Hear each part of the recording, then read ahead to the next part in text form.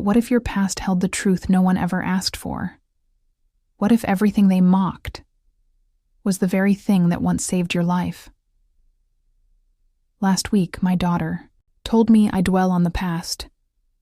She rolled her eyes at my old clothes. She laughed when I told a story from my youth. She said, "Nobody cares about that anymore." But she did not know who I was. And she certainly did not know who I still am. Before we begin, tell me, have you ever felt invisible in your own family?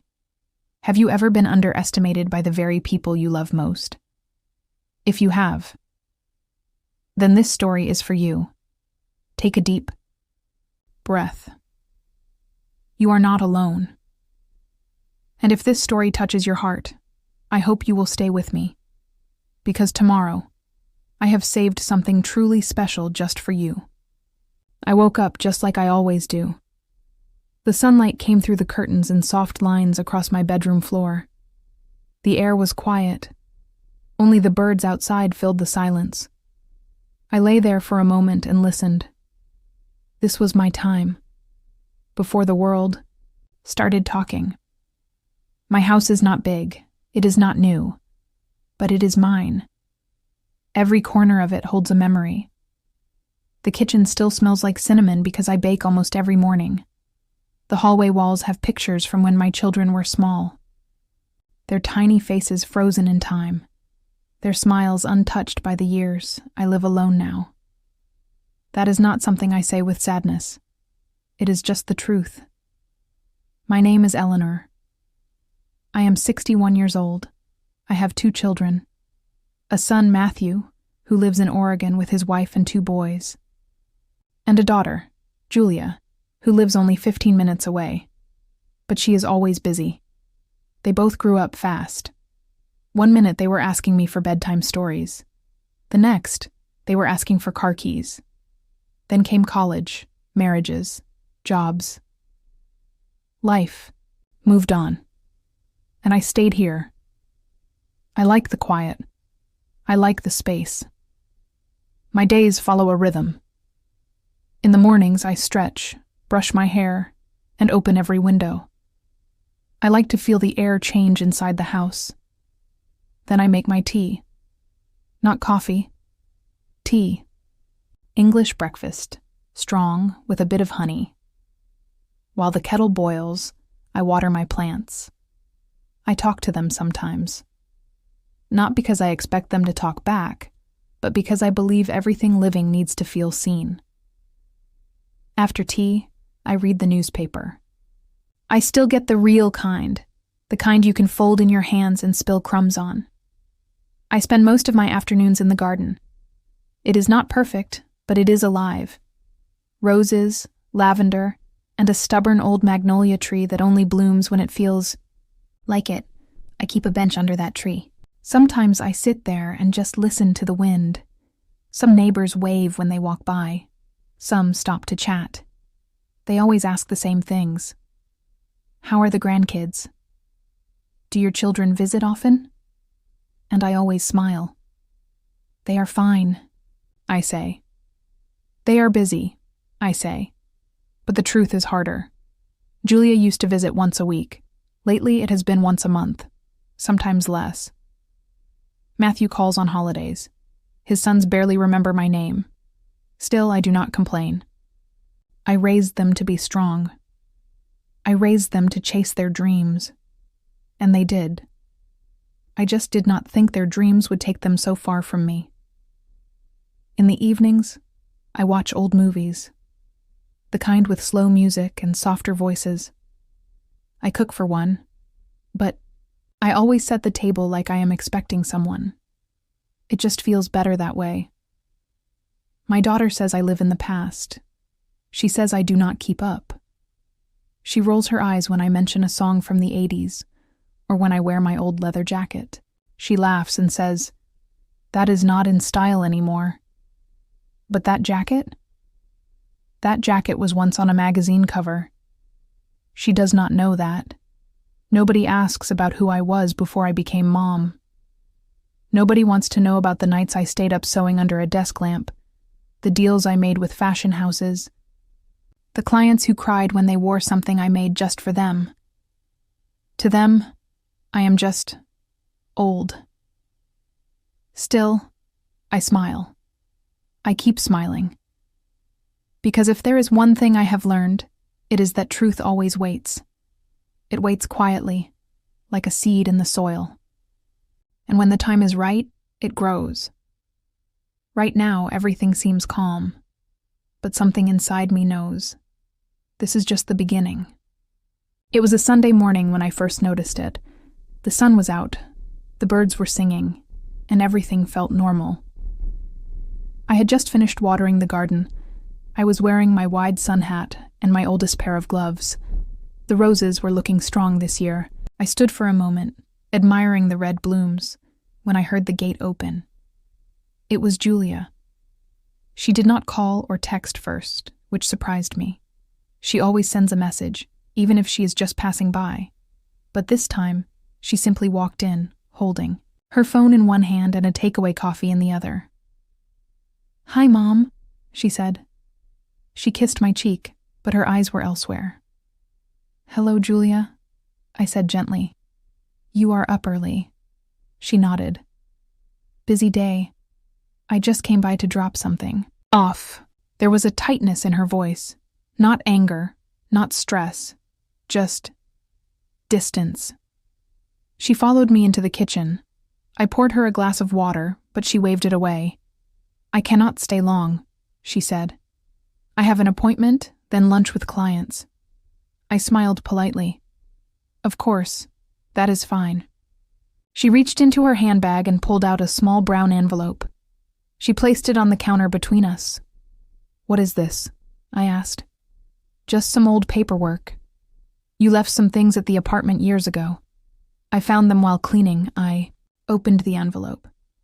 Inside were a few receipts, some old sketches from my design days, and a photo of me from 1987, standing backstage at a fashion show, holding a dress in one hand and a tape measure in the other.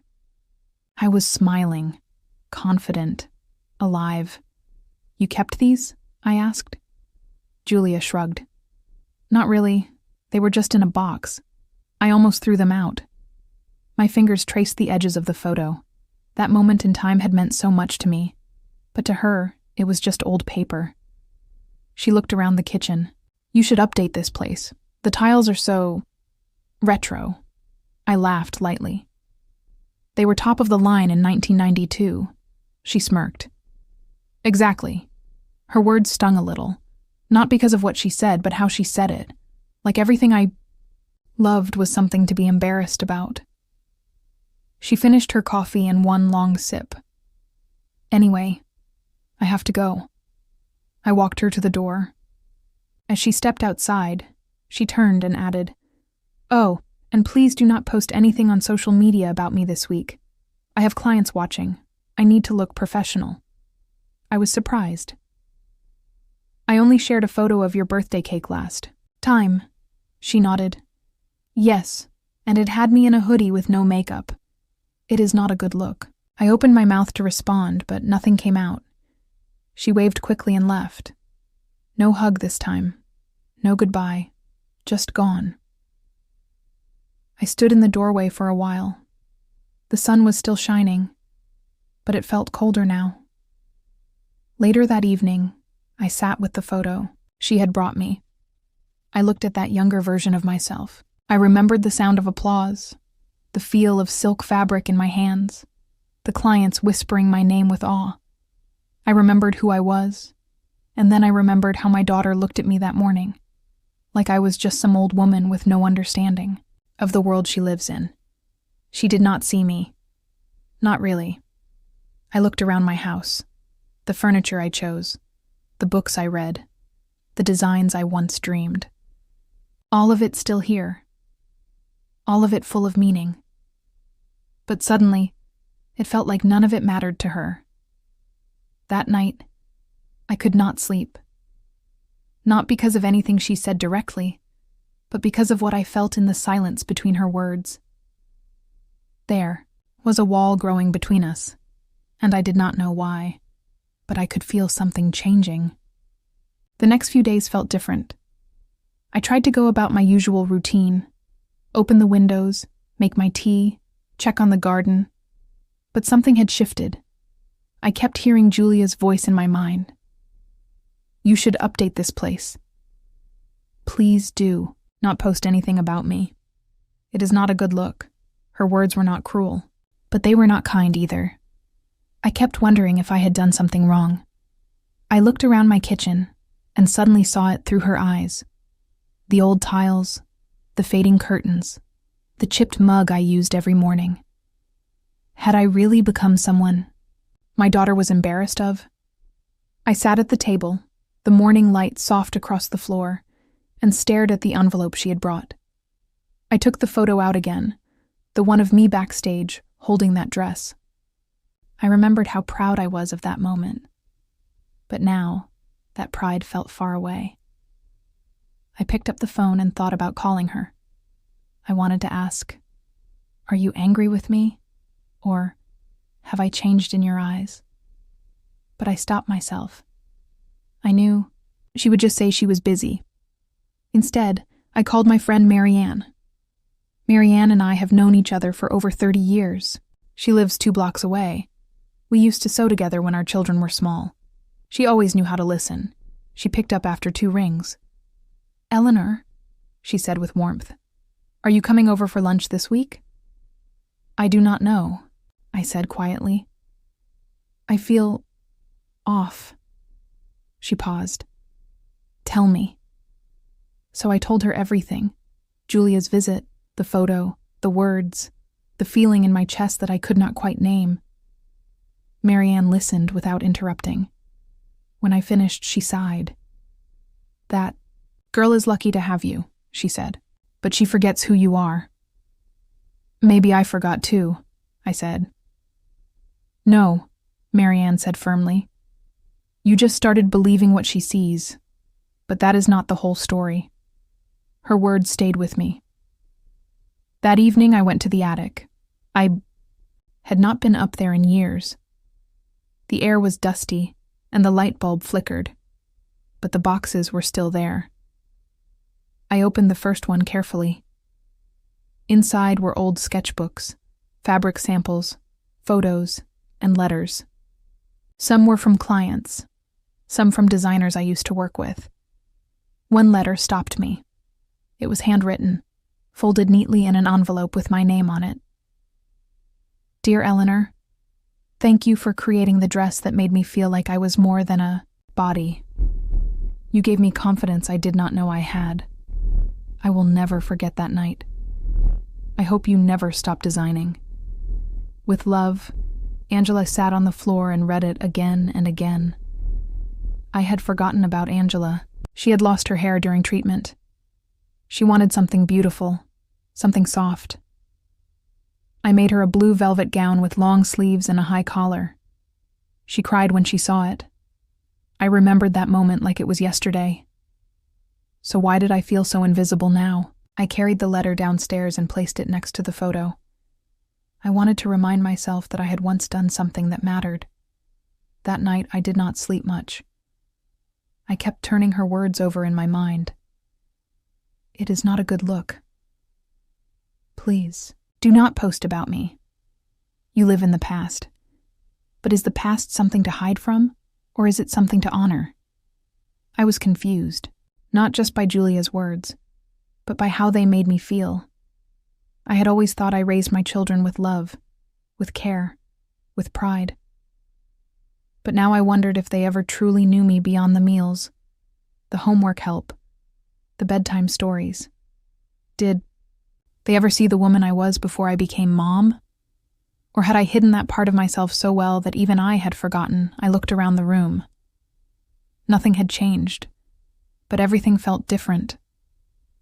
The silence was louder, the memories sharper, and the questions in my heart would not go away. A few days passed. I kept busy, cleaning cupboards, folding laundry, watering the garden, but my thoughts were still tangled. Then, on Thursday afternoon, Julia called. Her voice was calm, polite, almost too polite. Hi, Mom. Are you free this weekend? I want to stop by. My heart skipped a little. Yes, of course, I said. Would you like lunch? She paused. Maybe just tea. I will not stay long. I tried not to feel disappointed. But I did. Still, I told myself it was something. A visit. A small chance to reconnect. I spent Saturday morning preparing. I set out the nice tea set, the one with the little pink flowers. I made shortbread cookies, just like she liked when she was young. I even put fresh roses on the table. When she arrived, she looked perfect as always.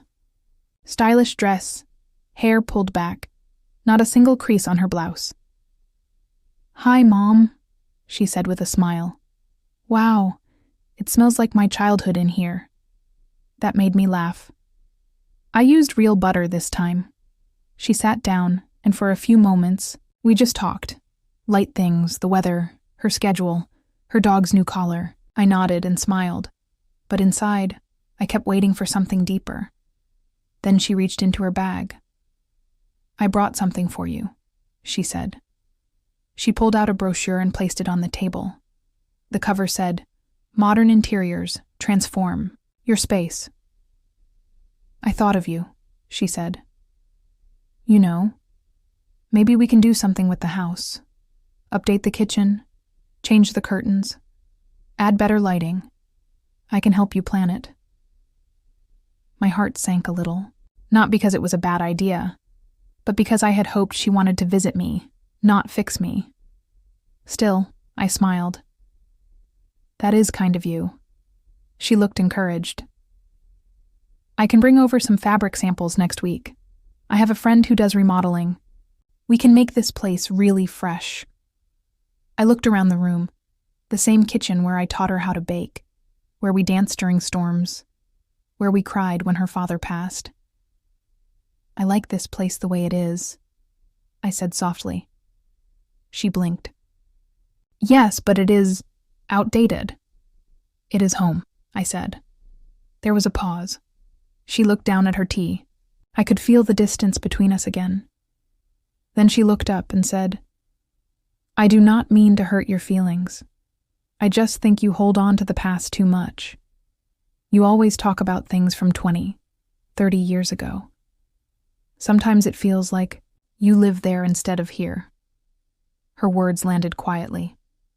No anger, just truth, her truth. I took a breath.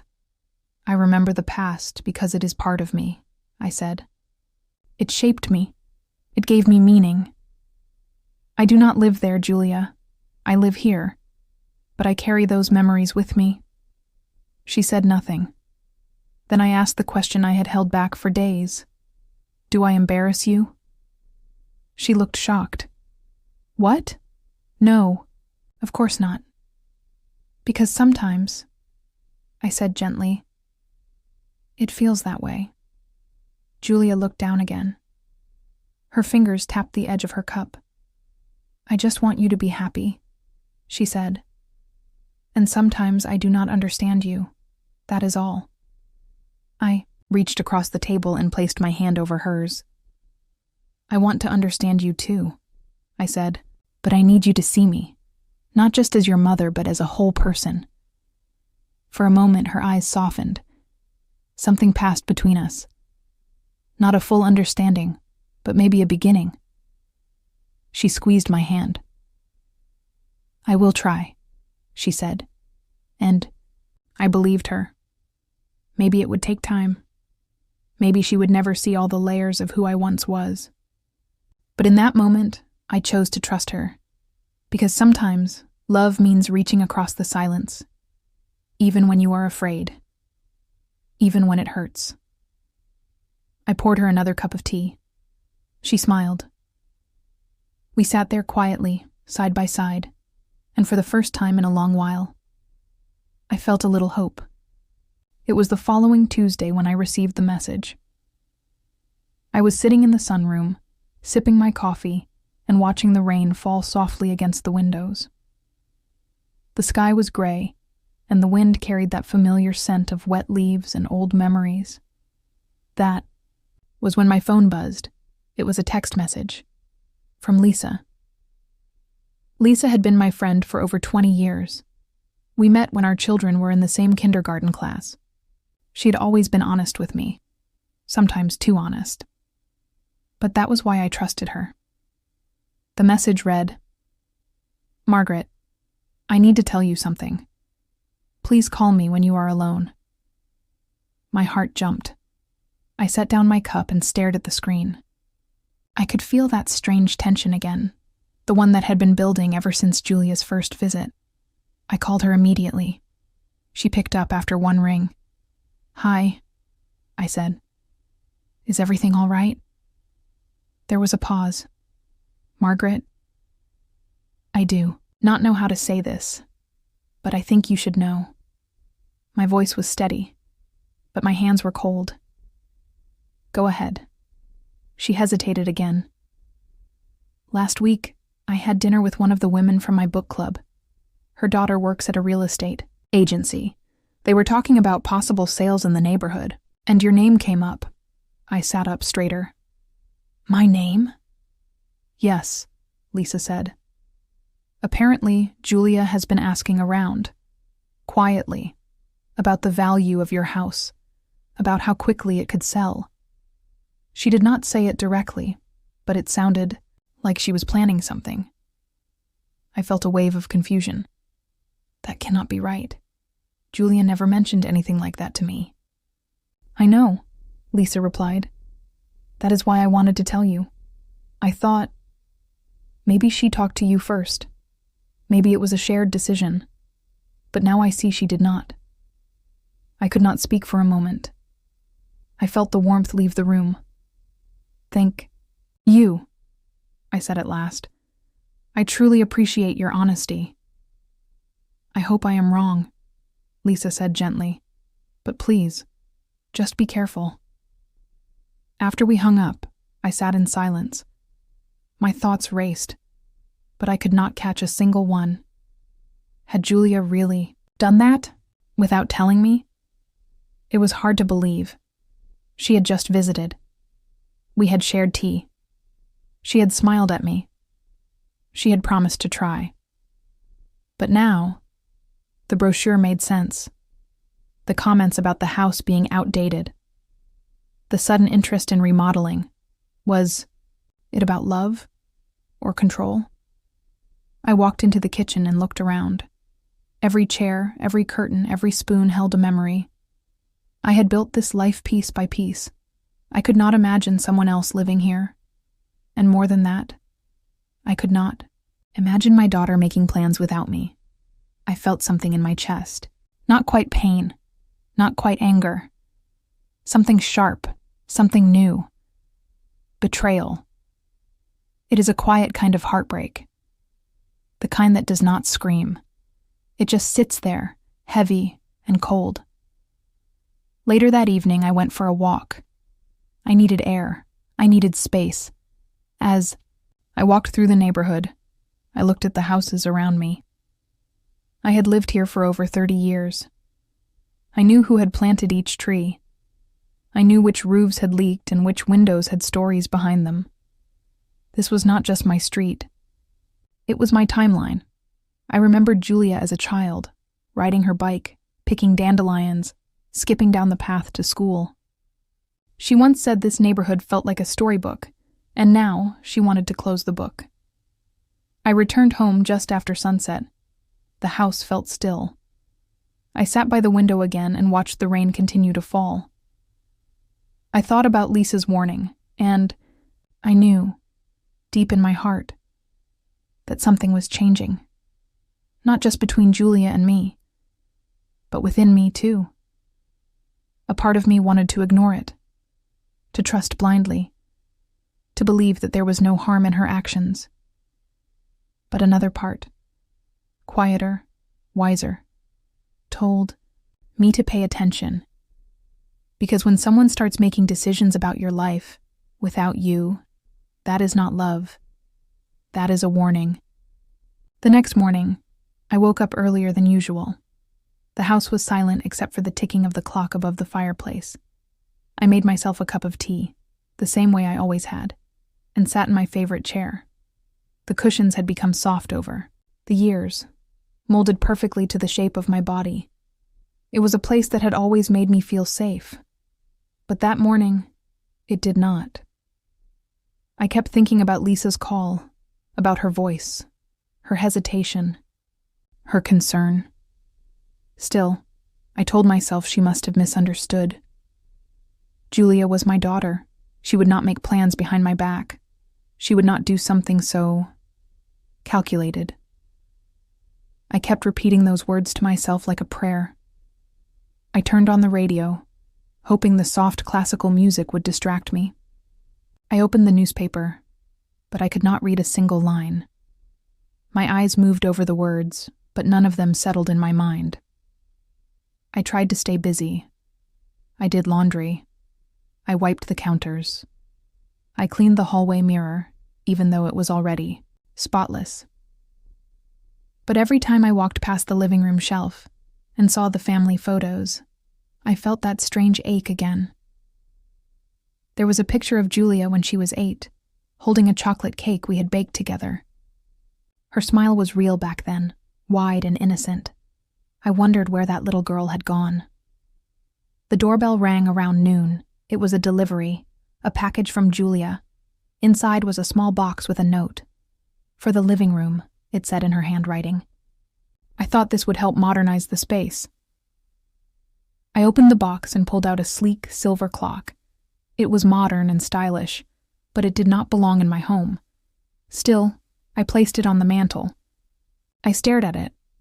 I told myself it was thoughtful, that she was just trying to help. But it felt more like a message, a quiet one.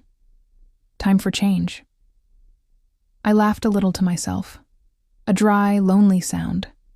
In the afternoon, I went out to the garden. The peonies were starting to bloom. I knelt by them, brushing the dirt gently from the base of the stems. The soil was rich and dark, familiar. Gardening always made me feel grounded, I whispered to the flowers as I worked. It was something I had always done, a silly habit maybe, but it brought me peace. "You are still mine," I said softly. "This garden, this home, it is still mine." I stayed out there for over an hour, just digging, pulling weeds, trying not to think, trying to pretend everything was normal.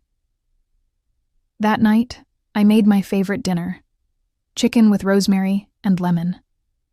I poured myself a glass of wine and sat at the table, just like I used to when my husband was alive. I even lit a candle. The room felt warmer with the soft glow, but I still could not shake the feeling that something was off. I told myself again that I was overthinking, that I was being dramatic. Julia had always been strong-willed. That was nothing new. Maybe she was just trying to help in the only way she knew how. Maybe she believed she was doing the right thing. I took a sip of wine and looked at the clock on the mantel. The new one. The silver one. It ticked quietly. It fit the room less and less with each passing second. Still, I left it there, because I wanted to believe the best in her, because I was afraid of what it would mean if I admitted the truth. That night, as I lay in bed, I stared at the ceiling. I listened to the soft hum of the heater, the rustling of the curtains in the breeze. I thought about calling Lisa again, just to talk, just to hear another voice. But I did not. I did not want to say the words out loud. Because once you name a thing, it becomes real, and I was not ready for that. Not yet. So I closed my eyes. I breathed deeply, and I told myself, everything is fine. Everything is just fine. It started with her eyes. The way Julia looked at me had changed. It was not sudden. It was not dramatic. But it was there, subtle and sharp, like the first drop of rain before a storm. She had come over for lunch. I had made her favorite, tuna, salad with fresh dill, toasted sourdough, and sliced apples. something she always used to request when she was younger. We sat at the kitchen table. The same table where we had once painted Easter eggs. The same table where I had helped her with her school projects. Where we had laughed over burnt cookies and shared secrets we promised never to repeat. But this time, the table felt colder. Noticed it when I mentioned the curtains. I have been thinking about changing them, I said lightly, pointing to the floral fabric that had hung in the kitchen window for over 20 years. Julia looked up from her sandwich and gave a tight smile. I was going to say the same thing, she replied. They make the whole room feel stuck. Stuck. That word sat in the room like smoke. It made the air thick, hard to breathe. I laughed softly, trying to keep the mood light. Well, they have been here a while, I said. But I always thought they added some warmth. Julia tilted her head slightly. Her eyes scanned the room as if she were evaluating it. She looked at the clock on the wall, the one with chipped paint I had never bothered to replace. She looked at the faded photo of my parents by the fridge. Then she looked back at me. That was the moment. Her eyes met mine, and I saw something I had never seen before. Pity. It was not cruel or loud. It was quiet. Careful. But it was there, and it pierced right through me. I kept talking. I do not even remember what I said. Something about repainting the walls or planting more lavender. I smiled. I nodded. I reached for the salt like everything was normal. But I felt it. Her gaze lingered just a moment too long. It was not just about the curtains, or the kitchen, or the house. It was about me. I could feel it in her posture, the way she leaned back, in her chair, arms crossed loosely. The way her words were just slightly too gentle, like she was speaking to someone fragile, someone who could break. After lunch, she helped me carry the dishes to the sink. She did not say much, just cleaned, in silence. Then, as she dried her hands, she said, "Mom, have you ever thought about simplifying things around here?" I turned toward her, unsure what she meant. She went on. "I just think it might be time to make things easier for yourself. A smaller place, less to maintain, something more manageable." Her voice was calm, even kind, but every word landed, like a soft blow. I looked at her hands as she folded the dish towel. She had the same hands I remembered from when she was a little girl. Only now, they held control. I smiled the way mothers do when they are trying not to cry. "Thank you for thinking of me," I said, "but I am not ready to let go of this place. Not yet." She nodded. But her eyes, they said something else. They said she thought I was holding on too tightly, that I was not seeing clearly, that I was becoming something she could not understand, as she left that day. She hugged me. I hugged her back, but it felt like she was already letting go. After she drove away, I stood by the window and watched the street. The house was quiet again.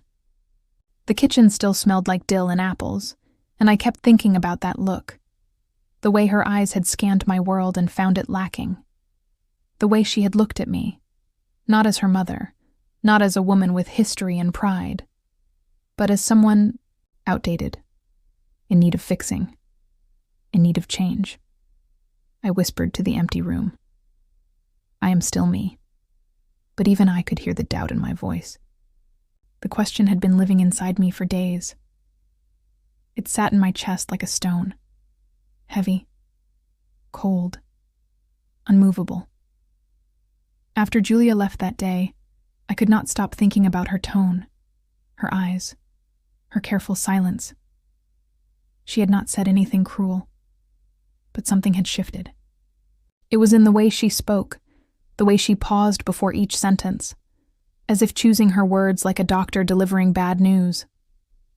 I tried to dismiss it.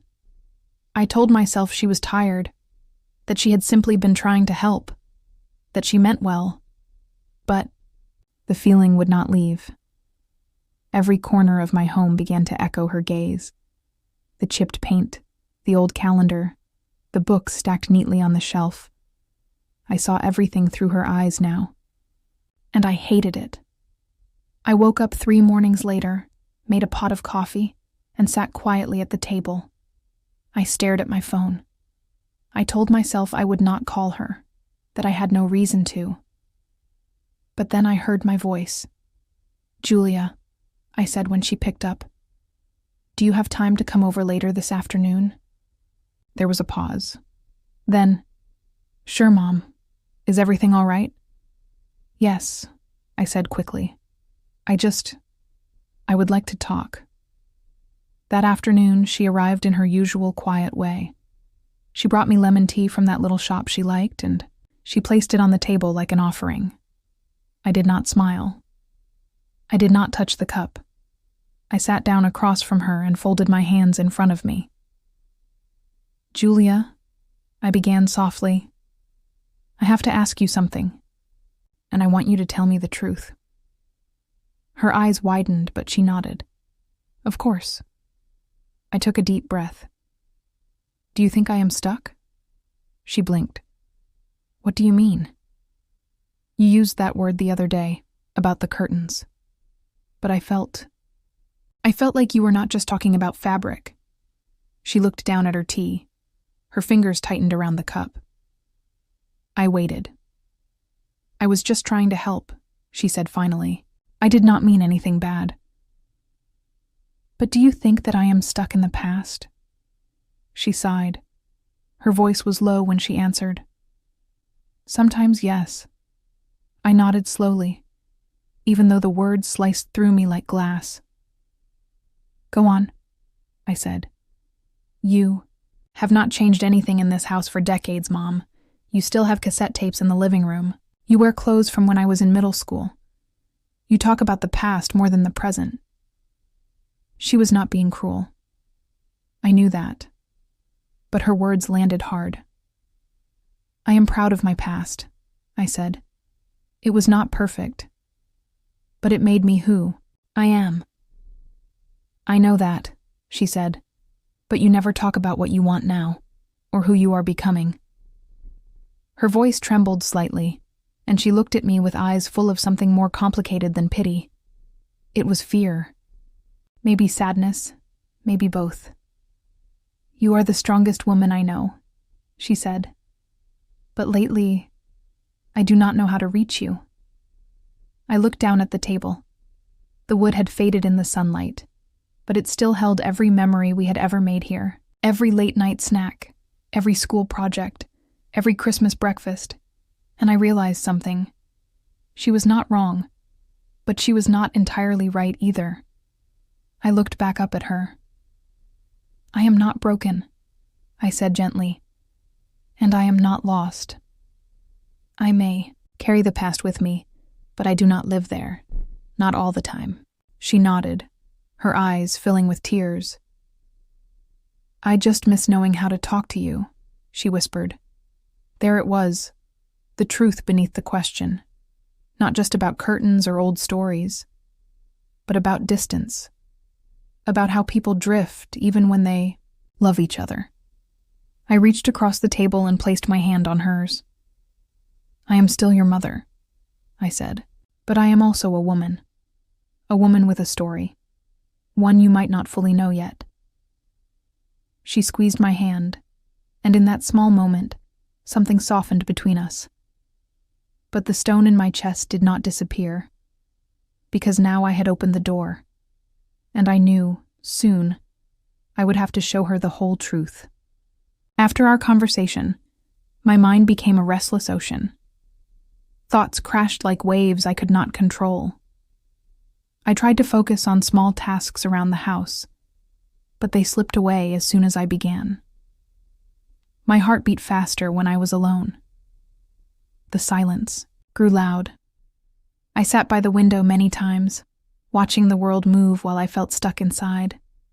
The trees swayed gently in the breeze, children played in the park, and neighbors walked their dogs. Life continued outside, but inside, I was trapped in a maze of questions. Why did Julia look at me that way? Was she right? Was I truly holding on to the past too tightly? I asked myself over and over. Was I making a mistake by staying here in this old house? The house I had built with my own hands? The walls held so many memories, some beautiful, some painful.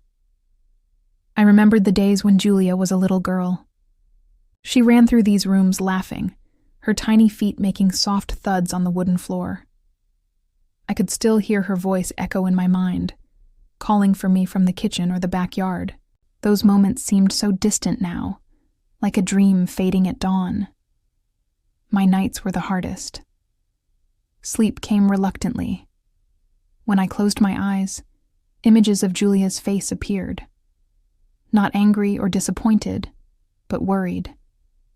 Her lips pressed together, her brow furrowed.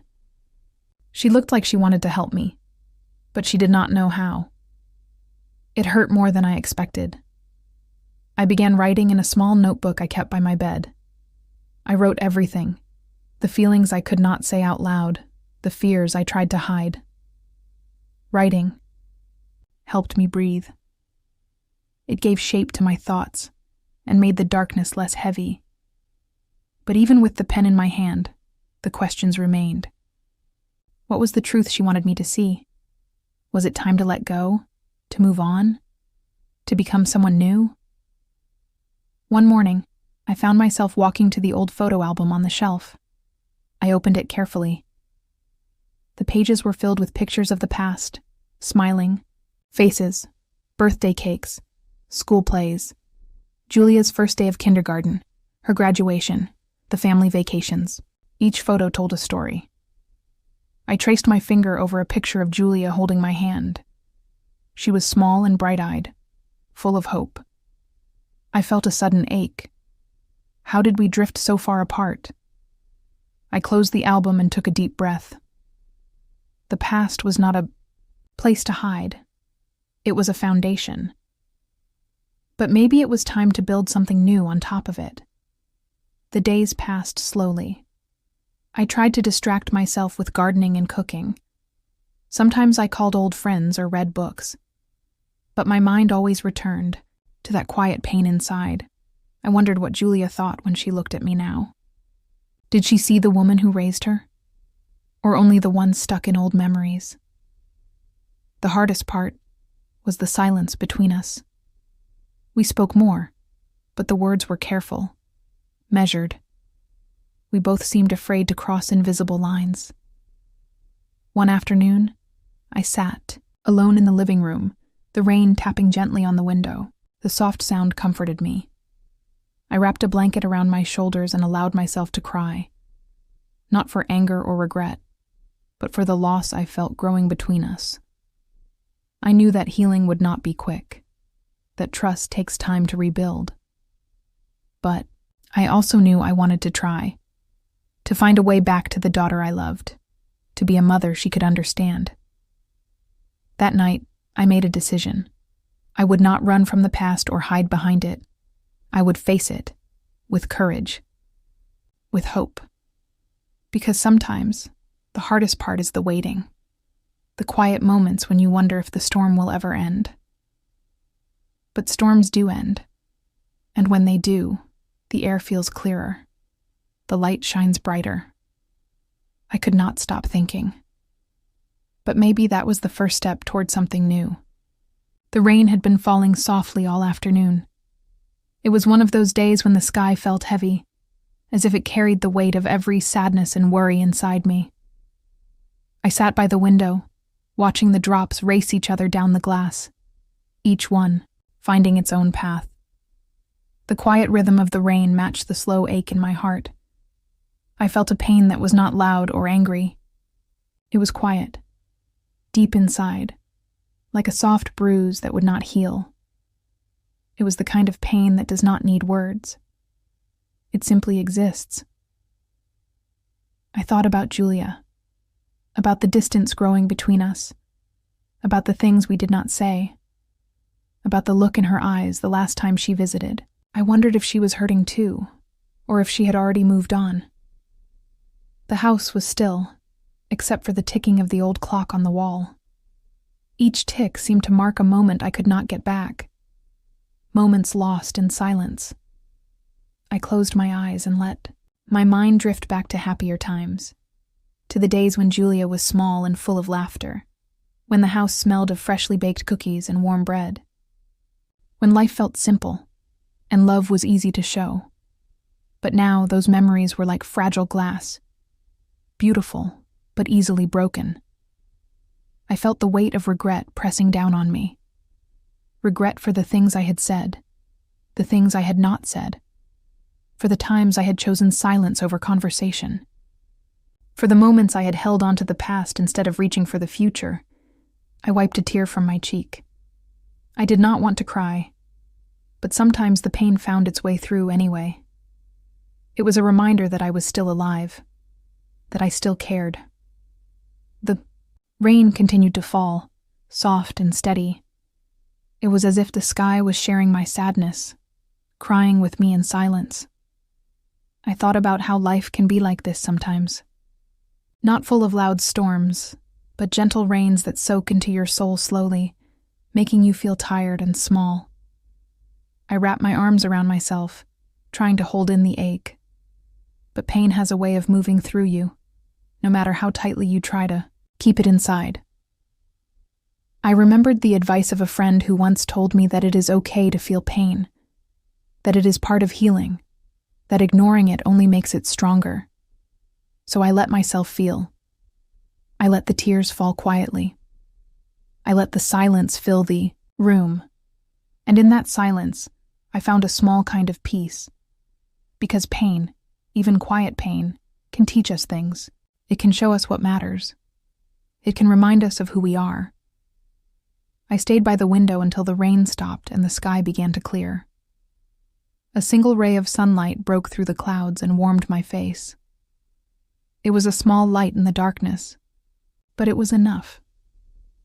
I whispered a promise to myself, a promise to keep moving forward, to keep trying, to keep loving, even when it hurts. Because love is not always easy. It is not always loud and bright. Sometimes it is quiet and steady, like the rain. And sometimes it is the only thing that keeps us going. The days after that quiet rain felt heavy, like the world was waiting for me to make a choice. I knew I could not live in silence any longer. The questions in my heart would not rest. I needed an answer. I needed to know the truth, no matter how painful it might be. I thought about Julia, about the walls between us, growing taller with every day we did not speak honestly. I could feel the distance in every look, every pause in our conversations. It was as if something important had been lost, and I was desperate to find it. One afternoon, I found her sitting in the living room. The sunlight streamed through the windows, casting warm patterns on the floor. She looked up when I entered, surprise and caution in her eyes. I took a deep breath and sat down across from her. The house was too quiet, too still. I needed to break the silence. "Julia," I said slowly, choosing my words carefully. "There are things we need to talk about, things I do not understand. Please, will you be honest with me?" She looked away for a moment, biting her lip. I could see the conflict in her eyes, the hesitation, the fear, and something else I could not name. I waited, my heart pounding. Finally, she spoke. Her voice was soft but firm. "Mom, I do not want to hurt you, but I feel like you are holding on to something that is not there anymore.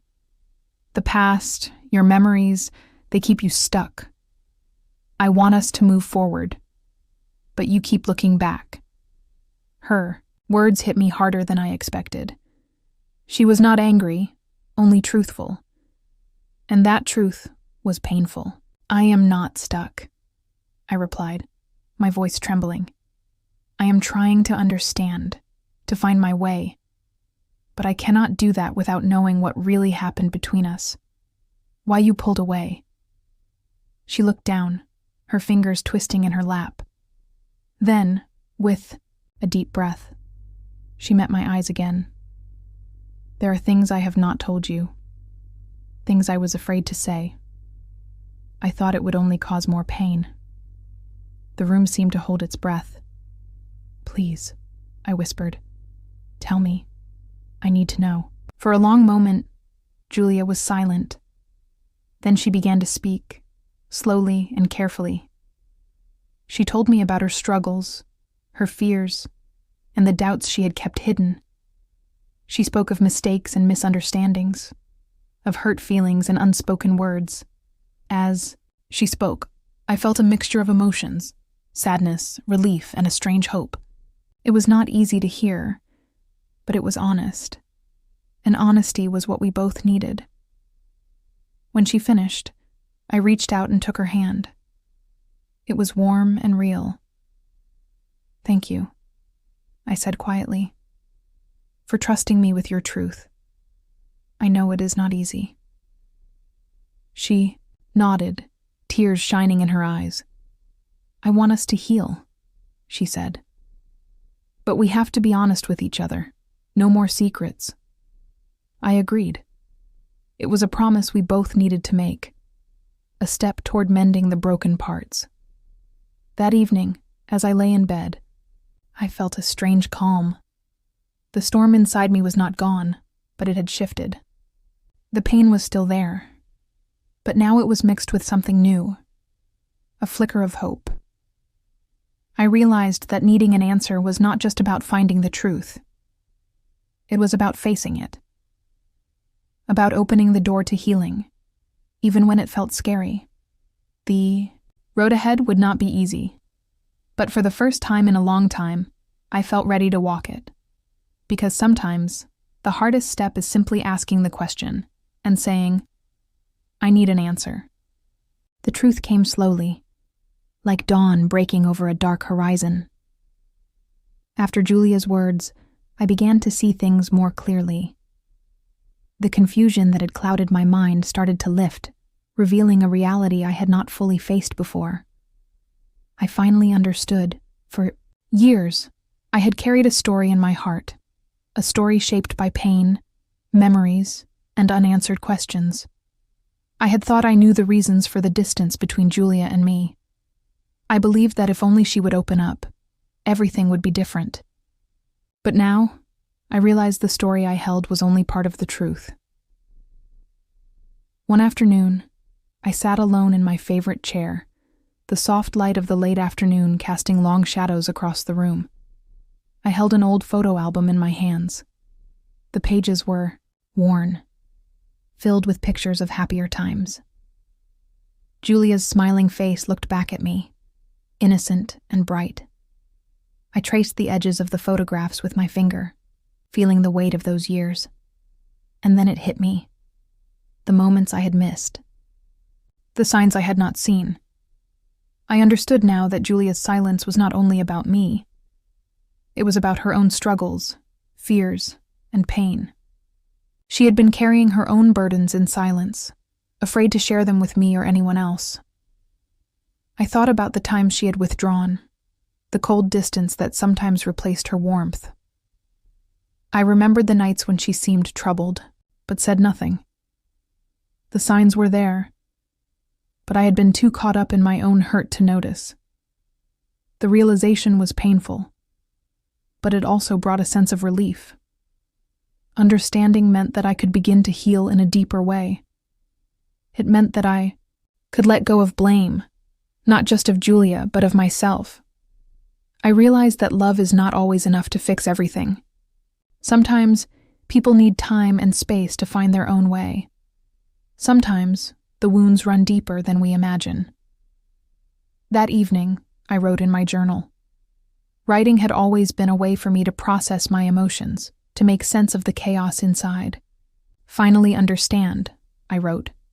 Not everything is as it seems. Not every silence means rejection. Sometimes it is protection. Sometimes it is fear. I paused and looked out the window. The sky was turning soft shades of pink and purple. The world was changing, just as I was. In the days that followed, I reached out to Julia more gently. I stopped trying to force answers and instead offered my presence. I listened without judgment. I shared my feelings honestly, but without pressure. Slowly, a new conversation began, one built on patience and respect. It was not perfect, and there were still moments of doubt and pain. But there was also hope. One afternoon, Julia called me unexpectedly. Her voice was quieter than usual, but there was something different in her tone, a willingness to connect. "Mom," she said, "I want you to know that I am trying. I am working on myself, and I want us to find a way back." Tears filled my eyes. For the first time in a long while, I felt a bridge forming between us. "I want that too," I replied softly. Understanding had changed everything. It had opened a door that fear and silence had kept closed. It had shown me that healing was possible, even when the road was long and difficult. That night, as I lay in bed, I felt a quiet peace. The pain was still there, but it was softer now. It had become a part of my story. A story of growth, forgiveness, and hope. I realized that understanding is not a destination. It is a journey. One that requires courage, patience, and an open heart, and I was ready to take that journey one step at a time. Sometimes walking away is the hardest choice we make. It does not mean giving up. It means protecting yourself when the pain becomes too much to bear. That day I knew I had to walk away, not because I wanted to, but because I needed to find peace. After the fragile conversations with Julia, I hoped things would change. I thought that understanding might bring us closer, but the wounds ran deeper than either of us could fix quickly. The silence returned, heavier than before. The distance between us felt like a wall I could not climb. One evening, I sat alone in the kitchen, the soft hum of the refrigerator the only sound. I looked at my hands, tired and uncertain. The house felt empty, even though Julia was upstairs. I realized then that I had been holding on to hope that was slipping away. I told myself that love was enough. But love does not always heal everything. I packed a small bag that night. It was not a permanent escape, but a pause, a time to breathe, to gather my strength. I called a close friend, Susan. She was the one person who always listened without judgment. I told her I needed to get away, to think. Susan understood and offered her guest room without hesitation. The next morning, I left the house quietly, careful not to wake Julia. I felt a mixture of sadness and relief. Sadness for the broken bonds, relief for the space to heal. Susan's home was warm and welcoming. The familiar scent of lavender and fresh coffee made me feel safe. For the first time in weeks, I allowed myself to breathe deeply. I spent the first day walking through the nearby park. The trees were tall and strong, their leaves whispering in the gentle breeze. I watched children playing and couples holding hands. Life continued outside my pain. As I walked, I thought about why I had to walk away. It was not because I stopped loving Julia.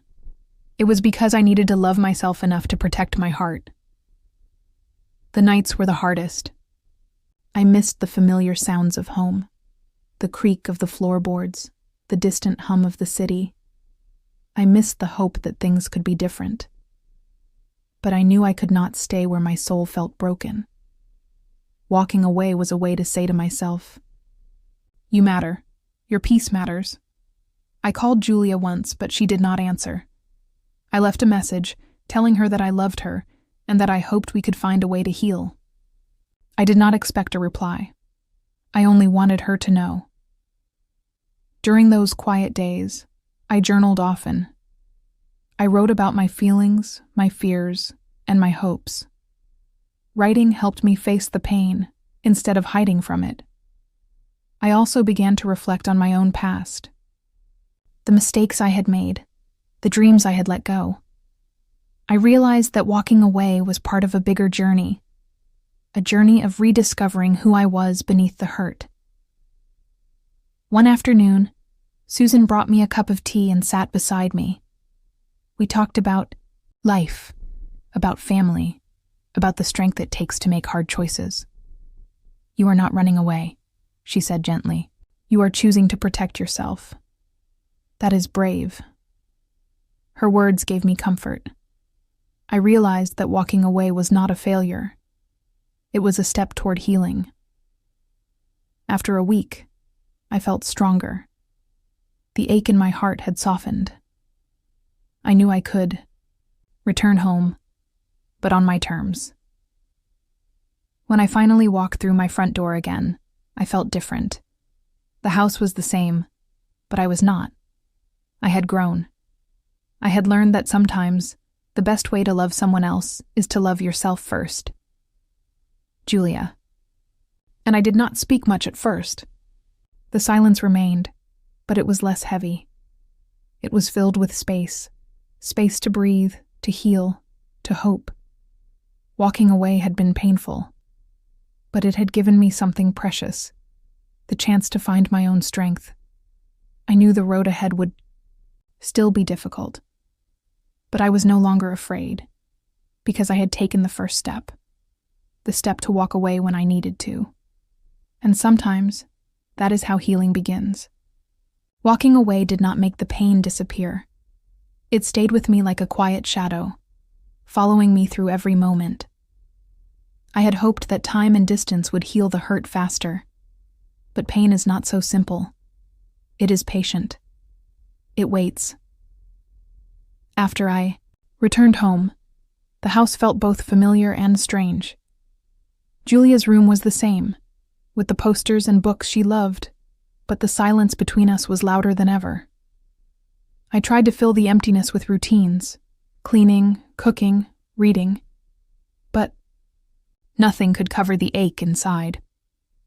I found myself thinking about the past, about the moments we had shared and the ones we had lost. I remembered the laughter, the tears, and the small, everyday acts of love. Those memories were precious, but they also reminded me of what was broken. Some nights, the pain was sharp and raw.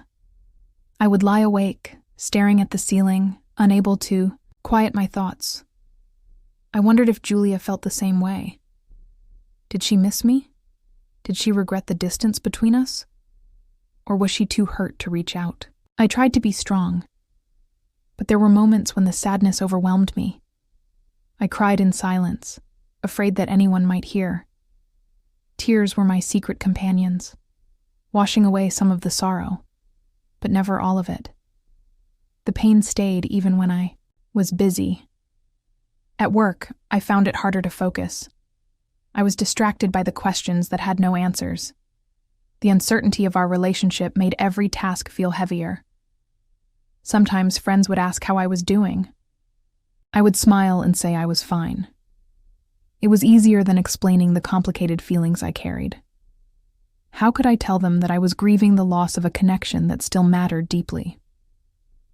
One afternoon, I sat in my garden, watching the flowers sway gently in the breeze. The colors were bright, full of life. Yet inside me, there was a quiet sadness. It felt strange to see such beauty when my heart felt so heavy.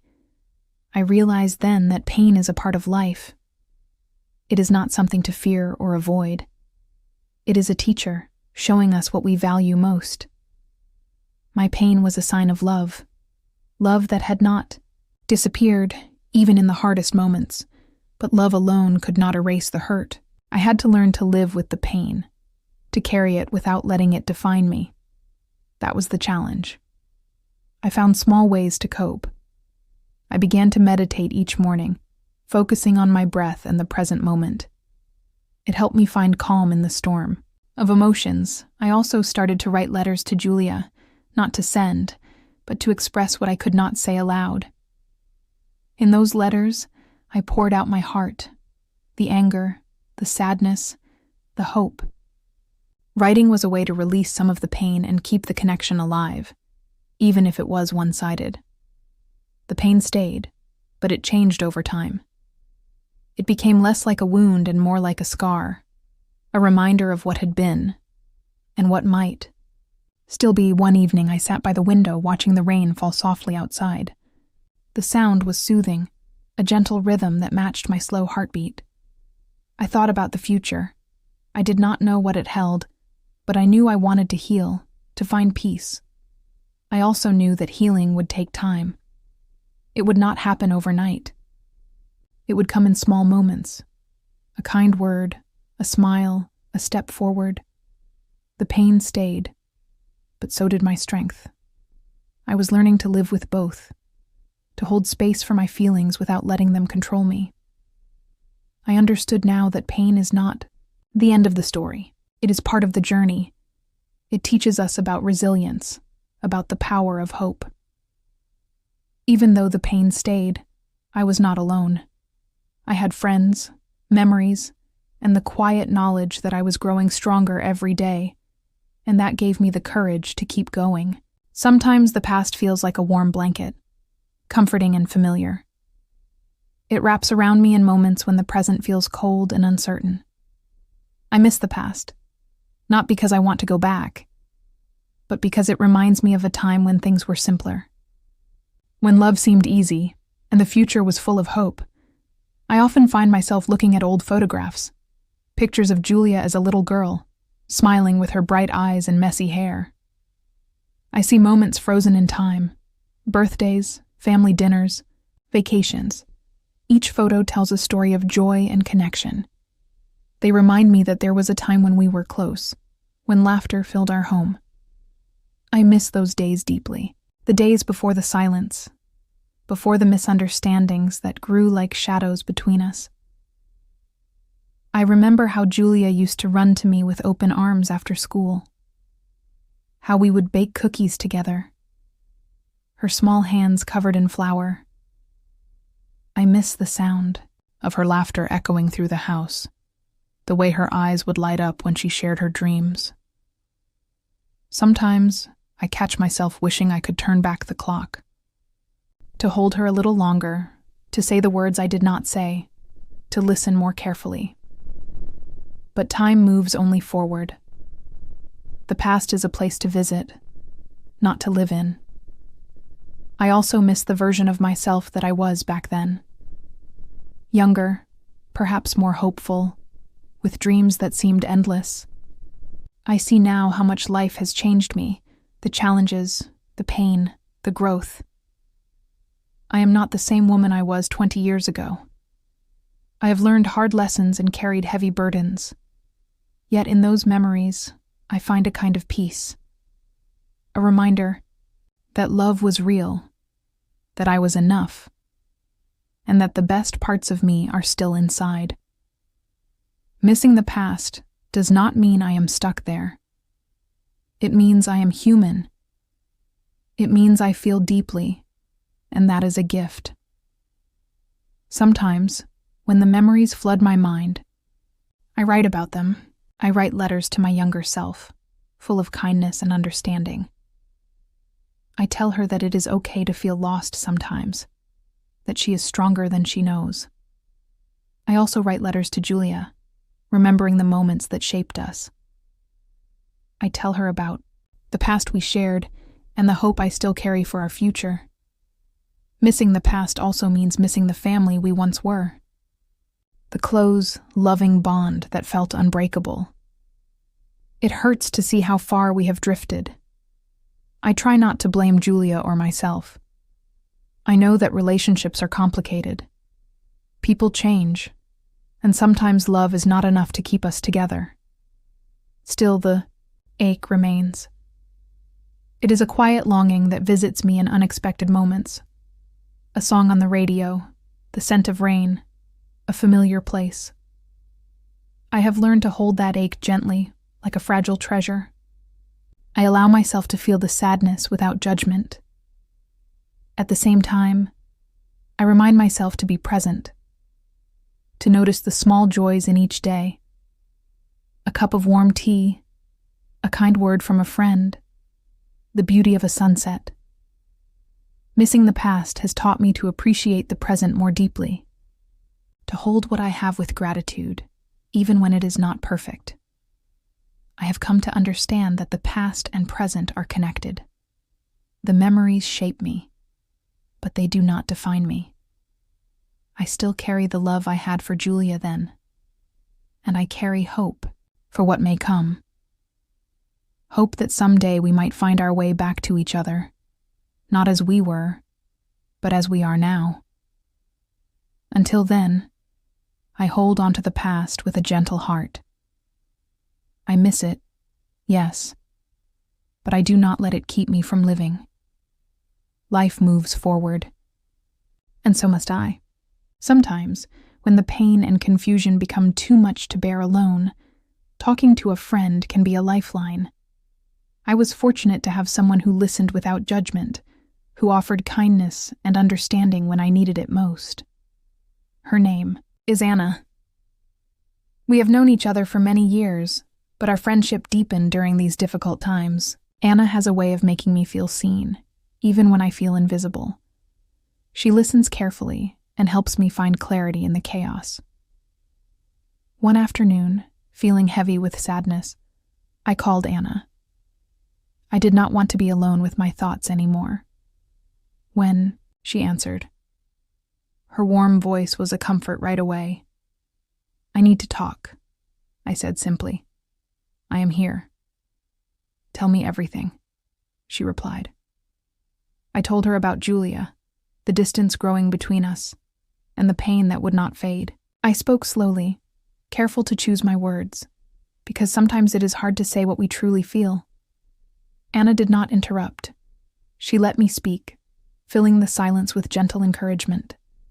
When I finished, she said, "I am so sorry you are going through this. It sounds very hard." Her words were simple, but they meant a great deal. Sometimes, what we need most is to be heard and understood. Anna shared her own experiences too. Times when she felt lost in her family, when relationships were strained.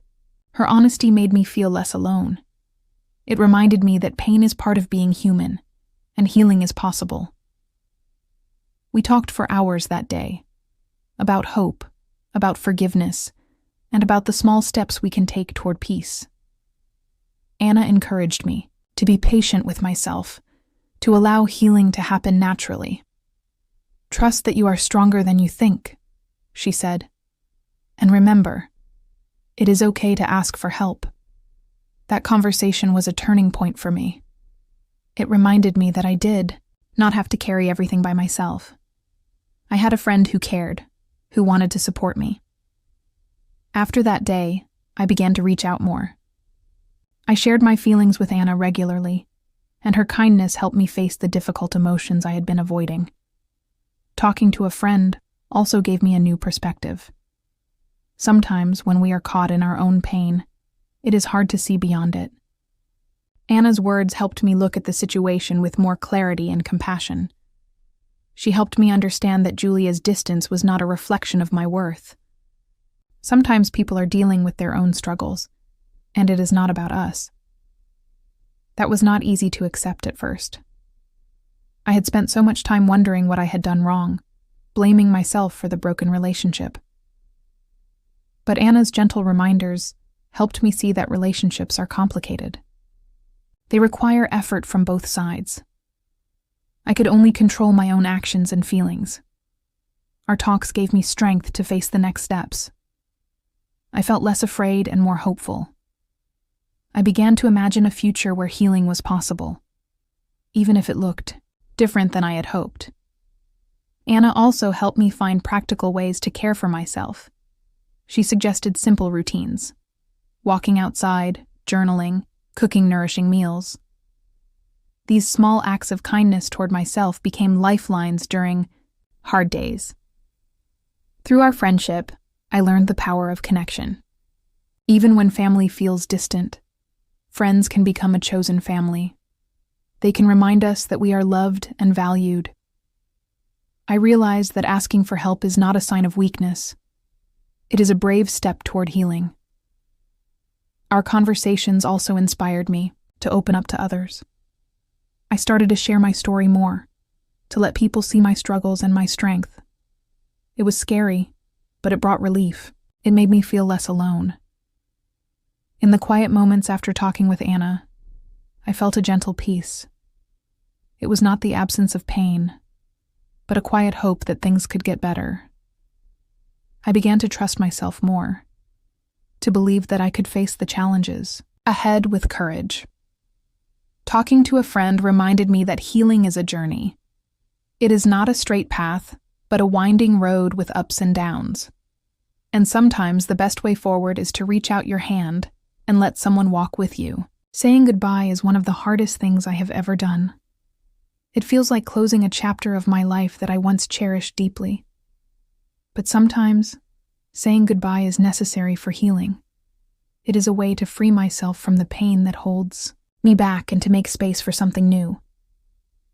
I had been holding on to hope for so long. Hope that Julia and I could repair our relationship, that we could find a way back to the closeness we once shared. But the more time passed, the more I realized that some things cannot be fixed by wishing alone. The decision to say goodbye did not come easily. It was a slow, painful process. I thought about it for many nights, turning the idea over and over in my mind.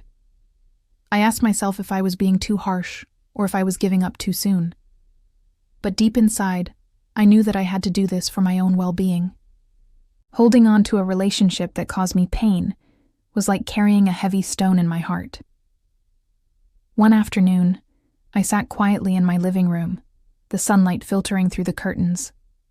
I wrote a letter to Julia, not to send, but to help me say. The words I could not say out loud, I wrote about my love for her, the memories we shared, and the hurt I felt. I told her how much I wished things were different. And then, I told her that I needed to say goodbye, not forever, but for now, so I could heal and find peace. Writing the letter was emotional. Tears came easily, and my hands shook. But it was also freeing. I felt like a weight was lifting from my chest. After that, I knew I had to take action. Saying goodbye meant setting boundaries. It meant accepting that some doors close, even if it is painful. I told Julia that I needed space, that I could not keep trying to fix what was broken if she was not willing to meet me halfway. I said it gently, hoping she would understand. There was silence on the other end of the phone. Then, a quiet goodbye. No anger, no fight, just quiet. That moment was both heartbreaking and necessary. It marked the end of a difficult chapter and the beginning of a new journey. Saying goodbye did not mean forgetting. It meant honoring what was and choosing to move forward with courage. After the conversation, I felt a mix of emotions: sadness, relief, fear, and hope. It was like standing at the edge of a cliff, unsure of what lay below, but knowing I had to jump. In the days that followed, I gave myself permission to grieve.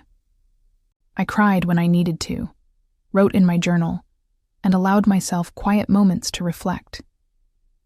I reminded myself that healing is not linear. Some days would be harder than others. That was okay. I also surrounded myself with support. Friends like Anna, who listened and offered comfort. Small routines that brought me peace, like walking in the park or drinking tea while watching the sunset. Saying goodbye taught me the importance of self-respect. It showed me that my feelings mattered and that I deserved kindness from myself and from others. It was a powerful act of self-love.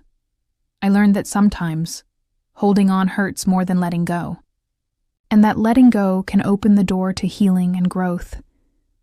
I began to imagine a future where I was not defined by pain or broken relationships.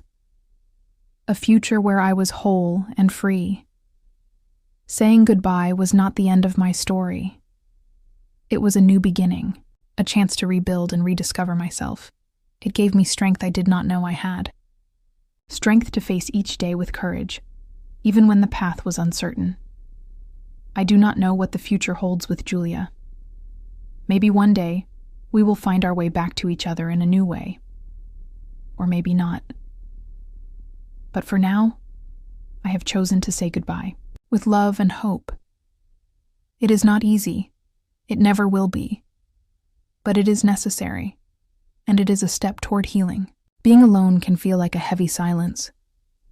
When Julia and I said goodbye, the quiet settled deeply around me. For the first time in a long while, I was truly alone. It was a strange feeling, both frightening and freeing at the same time. I remember the first night after our conversation. The house felt emptier than ever. The walls seemed to hold echoes of our past laughter, our arguments, and the quiet moments in between. Now, there was only silence. At first, I did not know how to be with myself. I was used to filling my days with noise, phone calls, visits, even distractions on the television. But now, I faced myself fully. No distractions, no masks. It was uncomfortable. I could not run away from my feelings. Loneliness crept in like a cold wind. I felt sadness, and sometimes even anger, but mostly, I felt lost. Yet, in that quiet, something began to stir. I started to listen, to really listen, to my own heart. I noticed the small rhythms of my breath, the way my body felt when I relaxed or when tension built up. I began to understand that being alone does not mean being lonely. It means having space to discover who I am when no one else is around. I took walks in the early morning, when the world was still waking up. The soft light of dawn and the fresh air brought a gentle calm. I would watch the birds and listen to the rustling leaves. Nature reminded me that life moves in cycles, sometimes quiet, sometimes loud, always changing. In those moments, I felt a growing strength, a quiet power that did not need anyone else to shine. Being alone gave me time to think about what I truly wanted.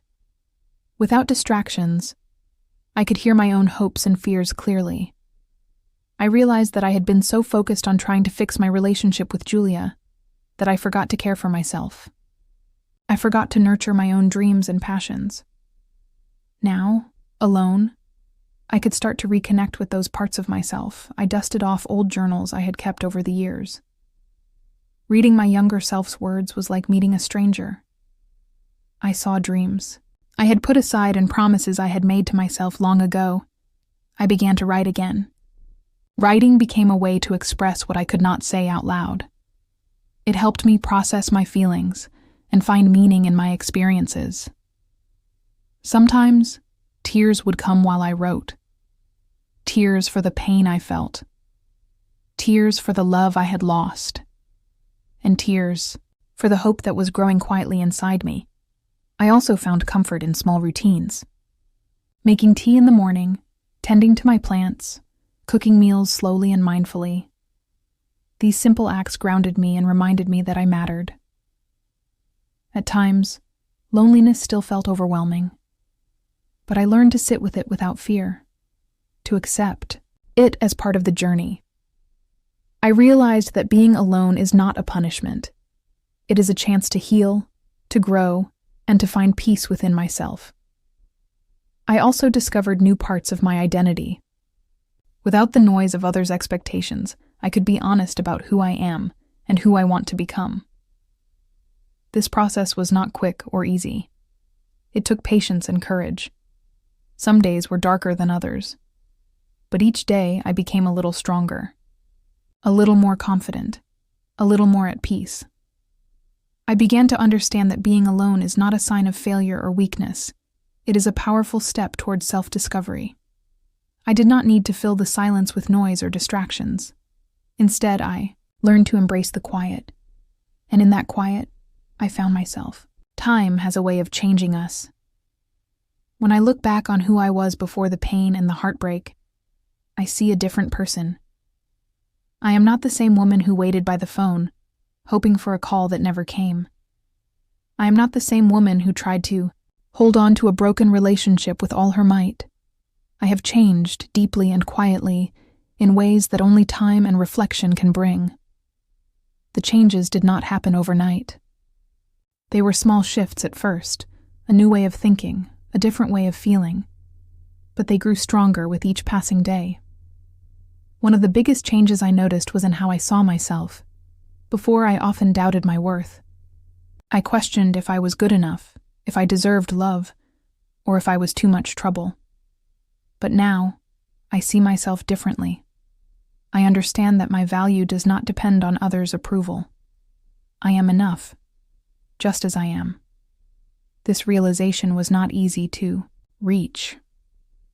It took many quiet moments of self-reflection and gentle reminders from friends who believed in me. I began to set boundaries in my life, clear lines that protected my heart and my peace. I stopped saying yes when I wanted to say no. I learned to speak up for myself, even when my voice trembled. These changes gave me a new kind of strength. Not the loud, obvious kind, but the quiet power that comes from knowing who you are and standing firm. Emotionally, I became more aware. I started to recognize my feelings without judgment. I allowed myself to feel sadness without trying to hide it. I welcomed hope, even when it felt fragile. This emotional honesty helped me heal. It was like cleaning a wound slowly, carefully, until it was ready to close. I also noticed changes in how I related to others. I became more patient, both with myself and with people around me. I understood that everyone carries their own struggles, and that kindness often makes all the difference. I stopped trying to control things that were beyond my reach. Instead, I focused on what I could change: my attitude, my actions, my choices. In many ways, I became more mature. Not just in age, but in heart and mind. I started to appreciate the small joys of life again. A warm cup of tea, the sound of rain, the smile of a stranger. These simple moments reminded me that life is still beautiful, even after loss. My relationships also changed. I became more selective about who I allowed into my life. I sought people who respected me and valued my true self. Some old friendships faded and new ones blossomed. It was bittersweet but necessary. At work, I found renewed purpose. I threw myself into projects that challenged me and brought me joy. It was a way to rebuild confidence and find meaning beyond my personal struggles. I learned to celebrate my successes, no matter how small. Each step forward was a victory. Spiritually, I felt a growing sense of peace. I stopped searching for answers outside of myself and started listening to my own intuition. This inner guidance became a trusted friend, helping me navigate uncertainty. I also discovered the power of forgiveness. Not just forgiving others, but forgiving myself for mistakes and regrets.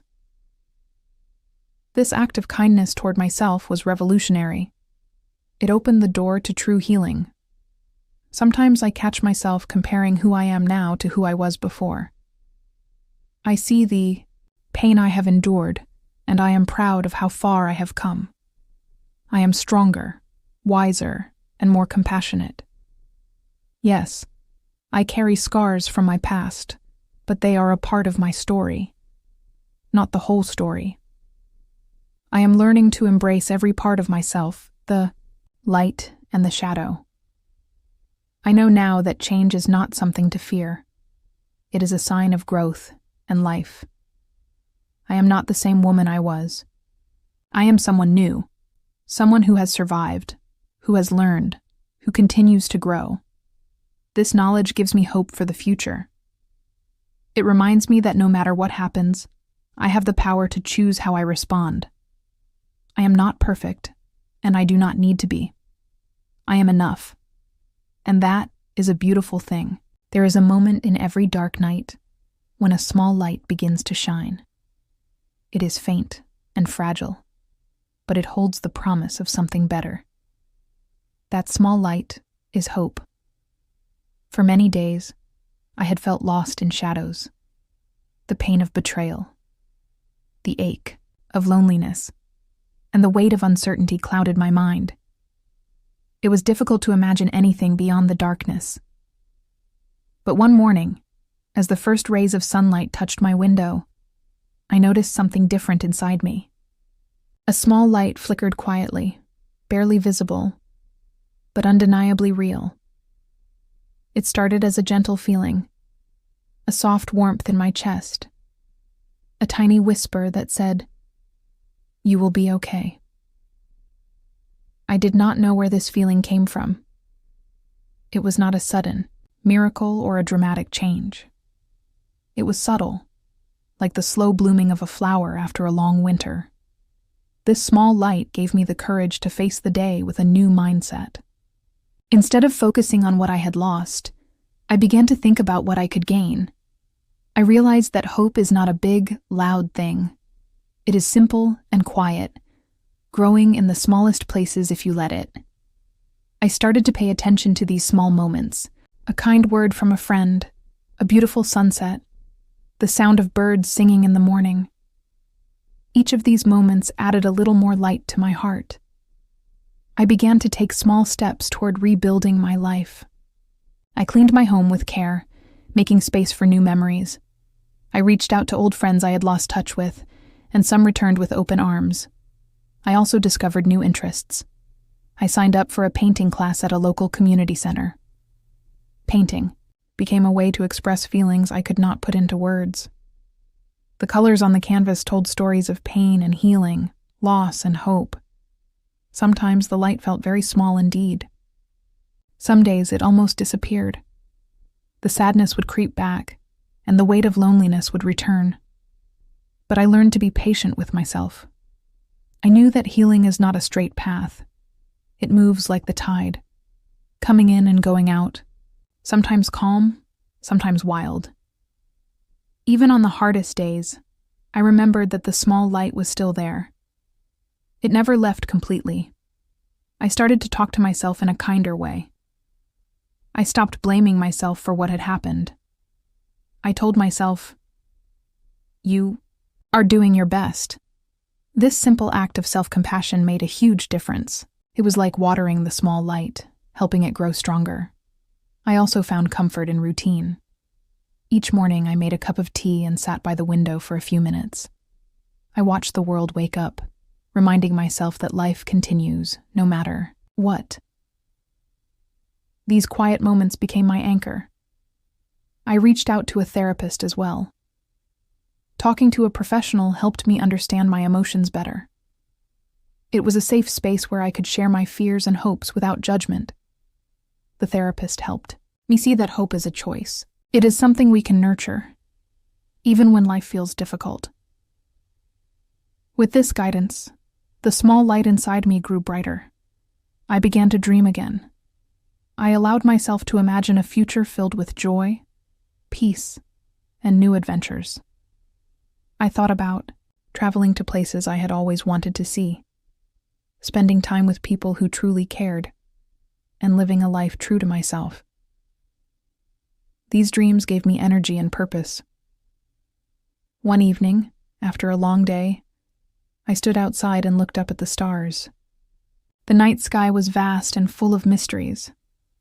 I realized that just like the stars, hope can shine even in the darkest places. That small light inside me was not just a feeling. It was a guide, leading me out of darkness and into the possibility of a new beginning. Hope is not a destination. It is a journey, a daily choice to see the light, even when it is faint. I know there will be challenges ahead. There will be moments when the light feels dim. But I also know that I am stronger now. I have learned to hold on to hope, no matter what. This small light has changed everything.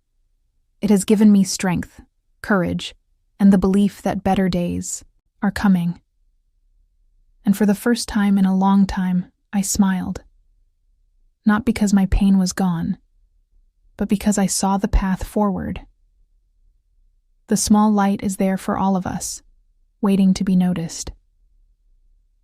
Sometimes, all it takes is a little patience and a gentle heart to see it shine. Starting over is never easy. It can feel like stepping into unknown territory without a map or a guide. But I knew that to heal and to grow, I had to begin again. I had to take the small light of hope inside me and use it to create a new path forward. The first step was simple but powerful. I decided to create new routines. After months of emotional chaos, I needed structure to help me feel steady and grounded. Every morning, I woke up at the same time. I made my bed carefully, as if saying to myself, "Today is a new day." I brewed a cup of tea and sat quietly by the window. This small ritual helped me connect with the world outside and prepare for the day ahead. I also began to take better care of my body. I went for walks in the fresh air, even when I did not feel like it. Moving my body helped me release some of the sadness and tension I carried inside. Eating healthier meals became a priority too. I discovered that food could be comforting and nourishing, not just something to fill the emptiness. Slowly, I found joy in simple pleasures again. I started reading books that inspired me. I listened to music that lifted my spirit. I even tried cooking new recipes, which became a creative outlet. Rebuilding my life was not only about habits, it was also about learning to be kind to myself. I stopped criticizing every little mistake and accepted that healing takes time. Reminded myself that setbacks are part of the journey. On difficult days, I allowed myself to rest and feel whatever emotions came up without guilt. One of the hardest things to do was to face my past without fear. I could no longer hide behind anger or denial. I had to look honestly at what happened, accept it, and let it go. This was a slow process, like peeling back the layers of an onion. Sometimes it made me cry. Sometimes it made me feel angry or confused. But each time I felt a little lighter. Also reconnected with people who truly cared about me. I reached out to friends I had neglected. I joined a local book club where I met kind and supportive women. These new connections reminded me that I was not alone. I learned to trust again, little by little. At work, I set new goals. I focused on projects that gave me energy and pride. I refused to let past disappointments hold me back. Instead of worrying about things I could not control, I concentrated on what I could do every day to improve. This new mindset helped me feel more confident and hopeful. I also spent more time in nature. Being outside among trees and flowers brought me peace. I would sit quietly in the park and watch the birds, or feel the breeze on my face. Nature reminded me that life is always changing. Just as seasons come and go, so do difficult times. This helped me be patient with myself and with life's process. As I began again, I discovered hidden strengths I did not know I had. I became more resilient and determined. I realized that starting over was not about forgetting the past. It was about using my experiences to build a better future. Every small step forward was a victory. I celebrated each one with gratitude. Sometimes I would pause and reflect on how far I had come. The woman I was before seemed like a distant memory. Was still healing, but I was also growing. I was learning to trust life again. This new beginning was not perfect. There were moments of doubt and fear, but I faced them with courage and hope. I understood that life is a journey of many beginnings, not just one. Each day offered a chance to start fresh, to choose joy, and to create meaning. I began to dream again, not wild or unrealistic dreams, but simple hopes that made my heart smile. I dreamed of traveling to new places, spending time with loved ones, and living with purpose. These dreams gave me energy and motivation. They reminded me that life is full of possibilities, even after pain. Starting over gave me a new sense of freedom. I was no longer trapped by fear or regret. I was free to be myself, to make new choices, and to live authentically. This freedom was a gift I gave to myself. I still carried my past with me, but it no longer defined me. I was the author of my story, now. With each new day, I chose to move forward with hope and strength. I began again, not because I had to, but because I wanted to. Because I believed in myself and in the beauty of new beginnings. And that made all the difference. Life has a way of bringing people back into your story when you least expect it. Just when I thought I was building a new life, free from the pain of the past, he appeared again. It was not sudden. It happened slowly, like a shadow returning, at dusk. I saw him one afternoon at the grocery store. Our eyes met for a brief moment. He looked different, older and tired, but there was something familiar in his gaze. My heart raced, but I forced myself to stay calm. I pretended not to notice him and quickly walked away. That evening, my phone rang. It was his number. I hesitated before answering. When I heard his voice, it stirred memories I had tried to bury. He spoke softly, almost regretfully. He said he wanted to talk, to explain, to make things right. I listened quietly. Part of me wanted to believe him, to hear the words I had longed for. Another part warned me to be careful. Trust is not easy to rebuild, especially when it has been broken. He said he had made mistakes. He admitted his faults and said he missed me.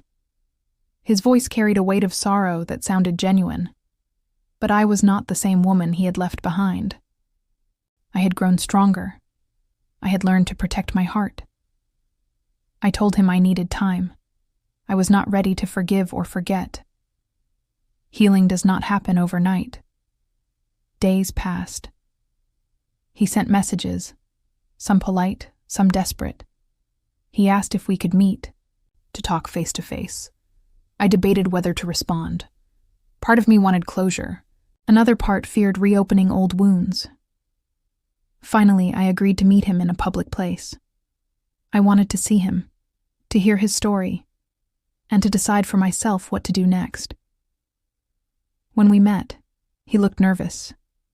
He apologized again and said he wanted to rebuild trust, even if it took years. I listened to his words, but I also watched his body language. Sometimes he looked away or avoided eye contact. I wondered if he was truly sincere or just trying to ease his guilt. I asked him questions about his choices, his regrets, and what he planned for the future. He answered honestly, but I still felt uncertain. Trust is earned, not given freely. I told him that. I said I needed actions, not just words.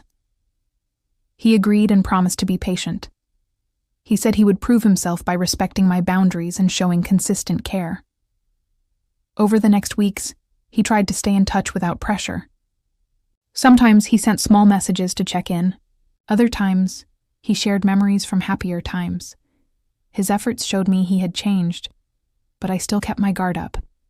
I had learned the hard way that people can say anything when they want something. Actions matter more than promises. There were moments when I felt vulnerable. I missed the comfort of companionship, the feeling of being understood. But I also remembered the pain of betrayal and the lessons I had learned.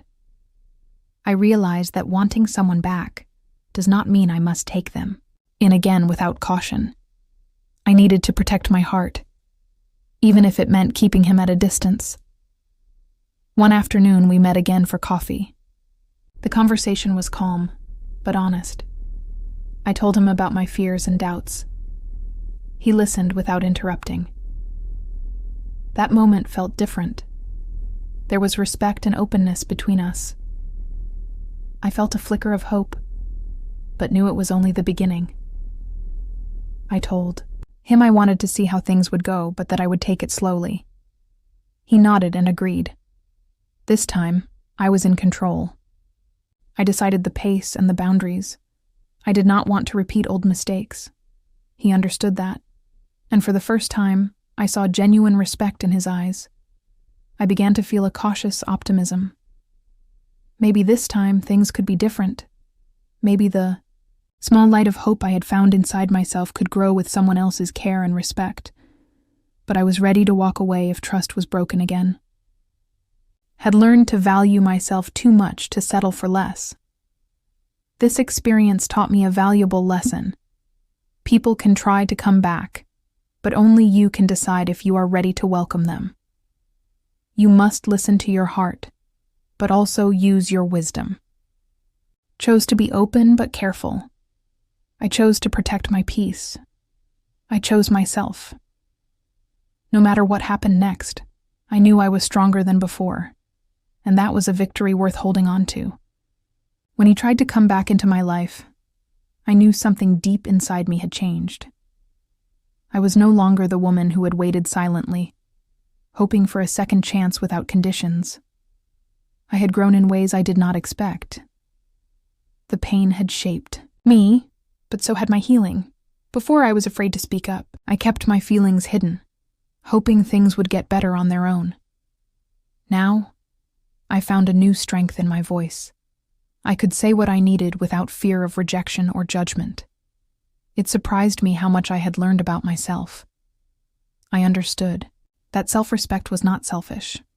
It was necessary. I deserved kindness, honesty, and loyalty. I would not accept less. This was not about revenge or anger. It was about peace.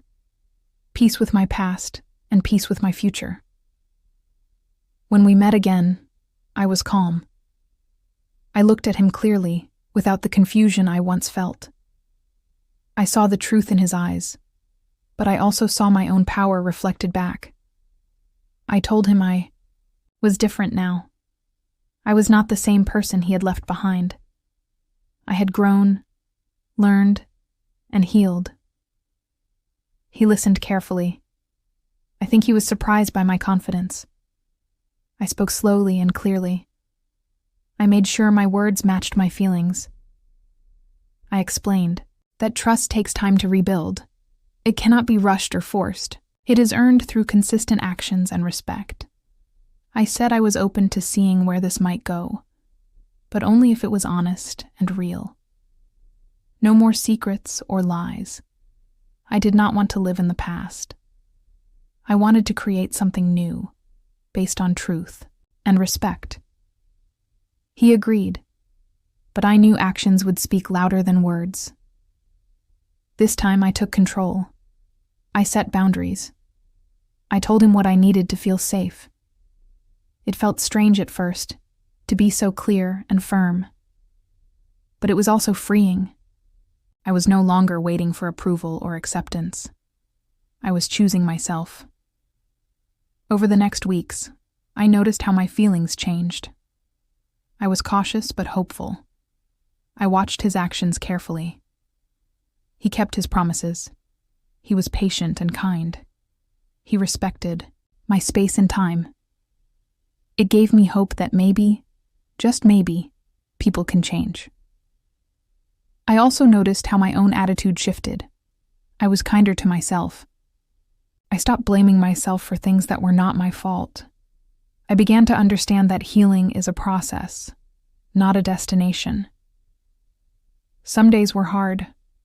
Old memories came back. I felt sadness or anger. But I faced those feelings instead of hiding from them. I talked to friends and wrote in my journal. I found new ways to care for myself. I realized that being different now meant accepting all parts of myself, the strong and the vulnerable. It meant learning from the past, but not living in it. I also learned that forgiveness is not about forgetting. It is about freeing yourself from anger and pain. I was learning to forgive, not just him, but myself too. This journey showed me the power of growth. It showed me that we are never stuck if we are willing to change. I felt proud of who I had become. I was no longer the scared woman waiting for someone else's approval. I was a woman who valued herself and her happiness. That confidence gave me peace.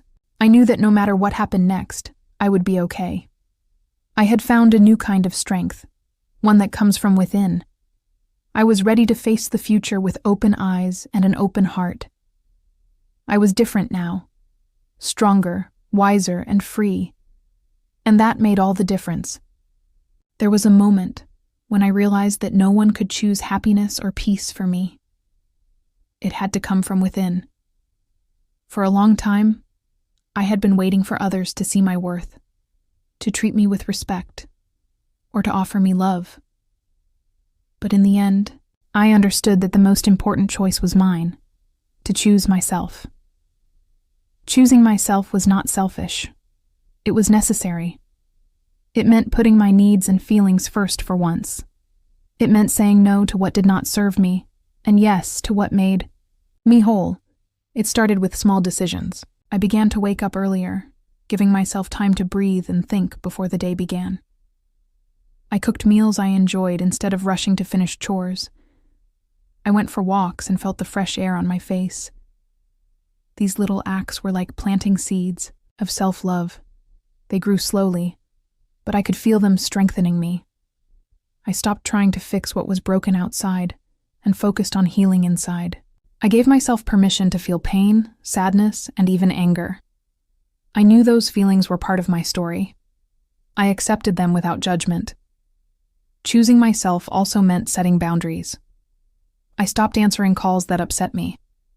I said no to invitations that did not feel right. I limited my time with people who drained my energy. At first, it felt uncomfortable.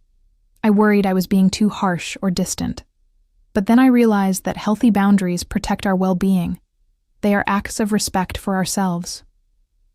When he tried to come back, I did not rush into forgiveness or acceptance. I listened to my heart, but I also trusted my wisdom. I asked myself, does this bring me peace or pain? Does this help me grow or hold me back?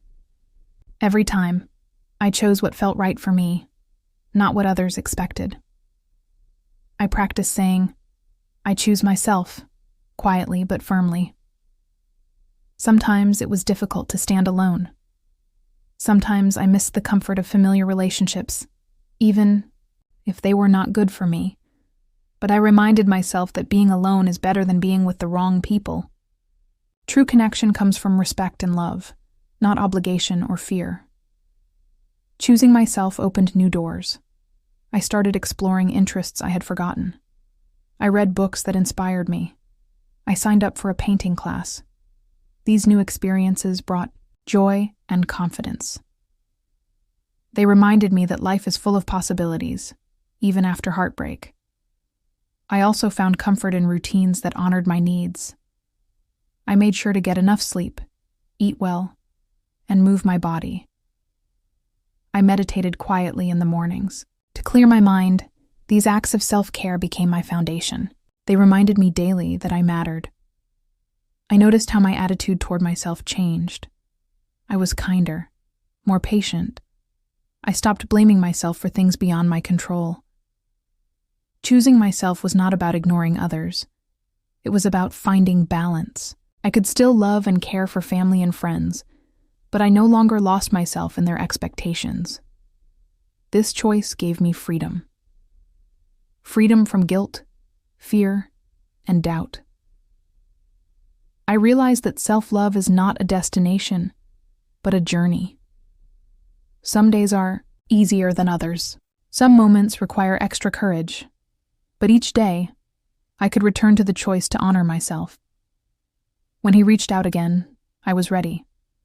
I met him with honesty and clarity. I shared my feelings openly. I told him what I needed to feel safe. I watched carefully to see if his actions matched his words. And if they did not, I knew I had the strength to walk away, because now I chose myself above all else. This choice changed everything. It was like a light shining in the darkness, a steady flame that could not be blown out by doubt or pain. I felt proud of my courage. Proud that I did not settle for less than I deserved. Choosing myself meant embracing my worth, my dreams, and my future. It was the greatest gift I could give myself. and it was only the beginning. She smiled, not because she forgot, but because she survived. That simple thought stayed with me as I woke up that morning. The sun poured through my window in soft golden light. It felt like a gentle promise, a fresh start. After everything I had been through, I was beginning to understand the true meaning of a new day. It was not about erasing the past. It was about moving forward with courage and hope. I stretched my arms and took a deep breath. The air felt clean and full of possibility. The house was quiet, except for the faint sound of birds outside. I smiled to myself, feeling a calm I had not known for a long time. For many years I had carried heavy burdens, pain, doubt, regret. But now, those weights seemed lighter. I thought about the journey that had brought me here. The tears, the lonely nights, the moments when I thought I could not go on. And yet, here I was, stronger, wiser, free. I made my way to the kitchen and brewed a cup of tea. The warmth spread through my hands, comforting and steady. As I sat down at the table, I looked out the window. The garden was waking up with the morning sun. Flowers were beginning to bloom, their colors bright and hopeful. It reminded me that growth takes time. Just like the garden, healing does not happen overnight. It is slow, patient, and sometimes messy, but it is possible. I thought about my daughter and the words she had said to me, how she accused me of dwelling on the past. Used to feel hurt by those words, but now I understood that my past was not a chain holding me back. It was the soil that helped me grow. Without my past, I would not be the woman I am today. I would not have the strength to stand tall. That realization gave me peace. I decided to step outside and feel the earth beneath my feet. The grass was soft and cool. I breathed in deeply, feeling connected to the world around me. In that moment, I made a silent promise to myself. I would continue to live fully, with honesty and love. I would cherish each new day as a gift. I knew there would still be challenges. Life does not become perfect just because we heal. But I also knew I had the tools to face whatever came my way. I had learned to listen to my heart and trust my instincts. I had learned that my voice mattered. I had learned to choose myself. With these lessons, I felt ready for the future. Later that day, I took a walk through my neighborhood. The sun was warm on my skin, and the sky was clear. I smiled at neighbors I passed. Some smiled back warmly, others nodded politely. It felt good to be part of a community again. I stopped by the small park where children played. Their laughter was bright and full of life. I remembered the days when my own children were young, running and shouting with joy. Those memories were bittersweet, but also full of love. I sat on a bench and closed my eyes for a moment. I let myself feel gratitude for the people and moments that had shaped me. I felt a quiet happiness that came not from grand events, but from simple, everyday things. As I opened my eyes, I saw an elderly woman walking her dog nearby. She smiled at me, and I smiled back. In that smile, I saw a reflection of myself, a woman who had survived, who had grown, and who was ready to live again. That evening, I wrote in my journal. I wrote about the new day I was living and the new life I was creating. I wrote about choosing hope over fear, love over bitterness, and strength over pain. I knew this was just one day, but it was also a beginning. A new day does not erase what came before, it honors it. It carries the lessons, the love, and even the scars, and it offers a chance to move forward with an open heart and a brave spirit. As I closed my journal, I whispered to myself. This is my new day. And in that moment, I believed it. Saying thank you is more than just polite words. It is a way to honor what has come before, to recognize the people and moments that have shaped us, even the difficult ones. That day, I sat quietly and thought about all the people who had played a role in my life, good and bad. I began with my daughter. Though we had our struggles and misunderstandings, she was still my child. I thanked her silently for pushing me to face my past. Sometimes pain forces us to grow, even if it feels harsh at first. I thought about my former partner. His actions had hurt me deeply. Yet, without those hard lessons, I might not have found my strength. I said thank you for the wake-up call, for showing me what I did not want in my life. Then I thought about my friends, the ones who stayed by my side, offering a listening ear or a warm hug. Their support was a gentle light in my darkest days. I felt grateful for their kindness and loyalty. I thanked myself most of all. For not giving up, for finding the courage to keep going, even when it seemed impossible. I realized that self-gratitude was essential. It was the foundation of healing. Writing these thoughts down felt like a gift, a way to bring peace to my heart. I understood that gratitude is not always easy. Sometimes it means recognizing the hard truths alongside the happy moments, but it also means choosing to see the good, to celebrate growth and resilience. As I reflected, I thought about how often we forget to say thank you, to others and ourselves. We rush through life, focused on what is next or what is wrong. But stopping to say thank you slows us down. It helps us appreciate the journey. I decided to call some of the people who had supported me. I wanted to hear their voices, to share my gratitude out loud. The conversations were simple but meaningful. I told them how much their kindness meant. I heard their voices soften, their smiles through the phone. It reminded me that connection is powerful. I also wrote a letter to my daughter. I wanted to explain how I felt, but I was careful with my words. I did not want to blame or accuse. I wanted to share love and understanding. I told her that the past was part of me, the good and the bad, that it had made me who I am today. I asked for patience as we both learned to understand each other better. Writing the letter helped me express feelings I had kept inside for too long. I did not send it right away. I wanted to wait until I felt ready. Sometimes healing takes time. That evening, I looked in the mirror and smiled gently at myself. I thanked the woman I saw, strong, brave, and growing. I promised to be kinder to myself, to speak with love rather than criticism, to celebrate small victories. Saying thank you was also a way to release anger and bitterness. I realized that holding on to those feelings only hurt me more. Gratitude opened the door to forgiveness, not for others, but for myself. It allowed me to move forward with an open heart. I thought about how this journey had changed me. I was no longer the same woman who had started it. I was more aware, more patient, more hopeful. Saying thank you was a milestone, a quiet but powerful moment of acceptance.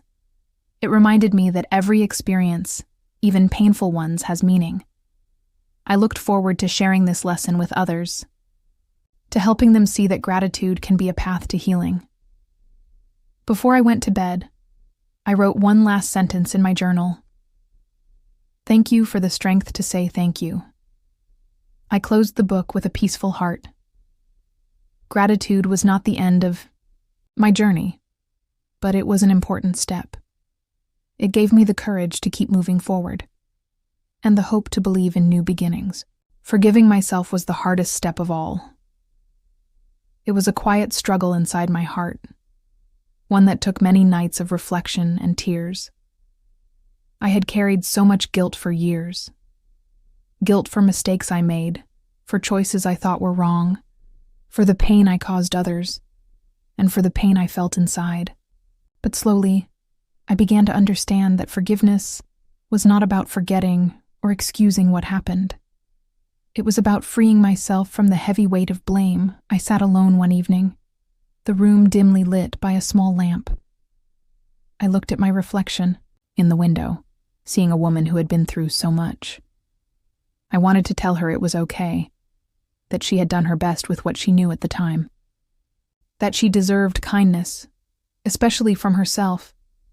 I remembered the moments when I had doubted my worth, when I thought I was not good enough or strong enough to handle life's challenges. Those thoughts were cruel and untrue. I decided to challenge them one by one.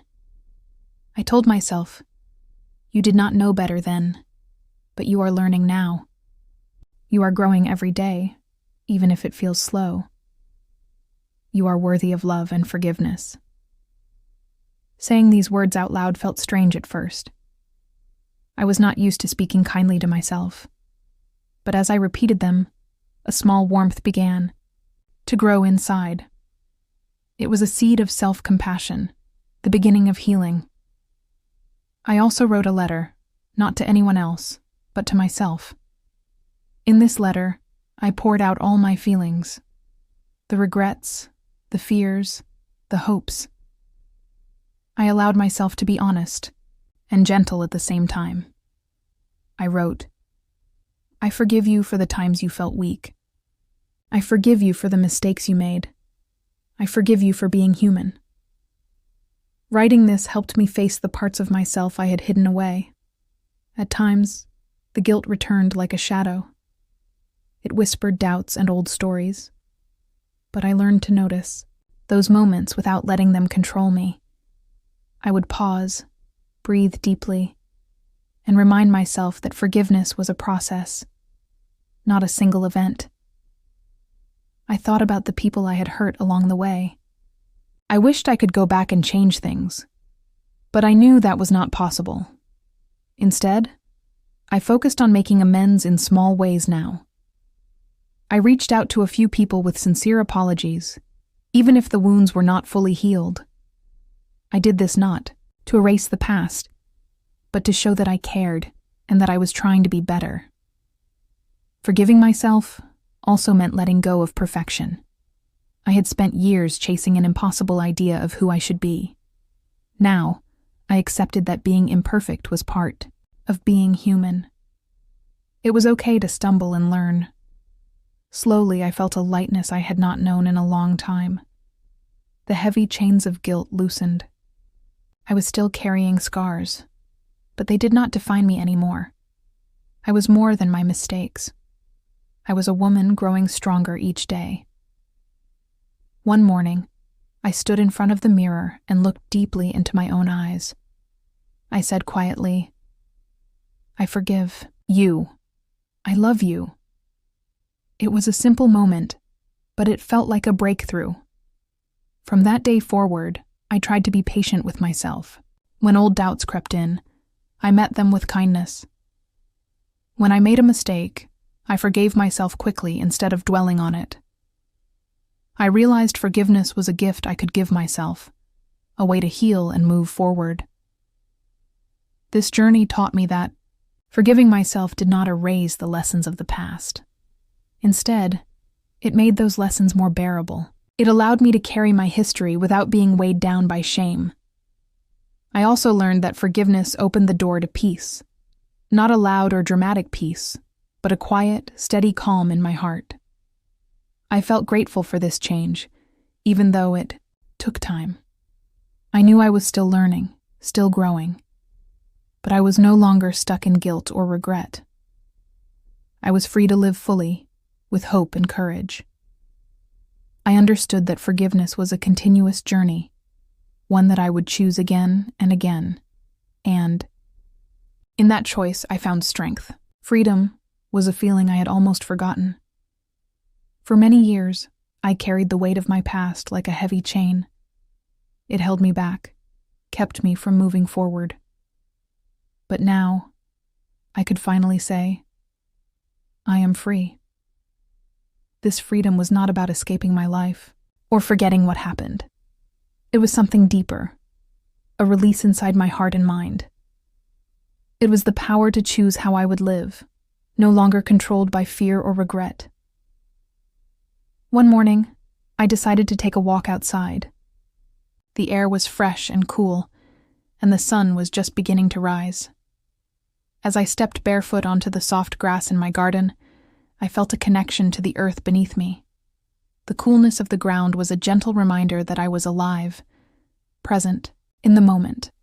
Walking barefoot was a small act of freedom, a way to feel grounded and real.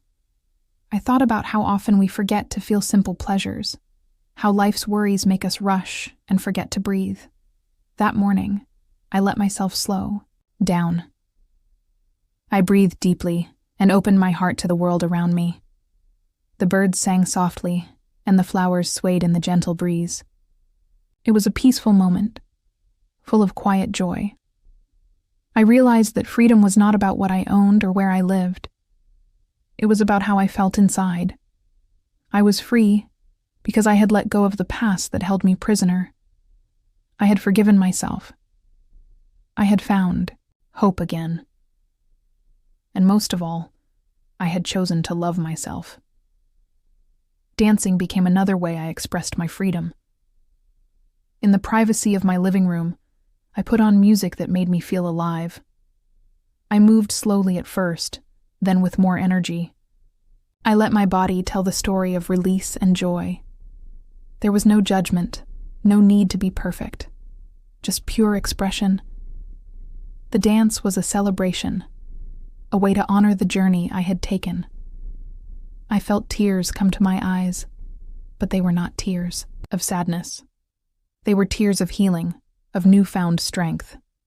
Freedom was also about speaking my truth. I had spent years hiding my feelings, afraid of what others might think.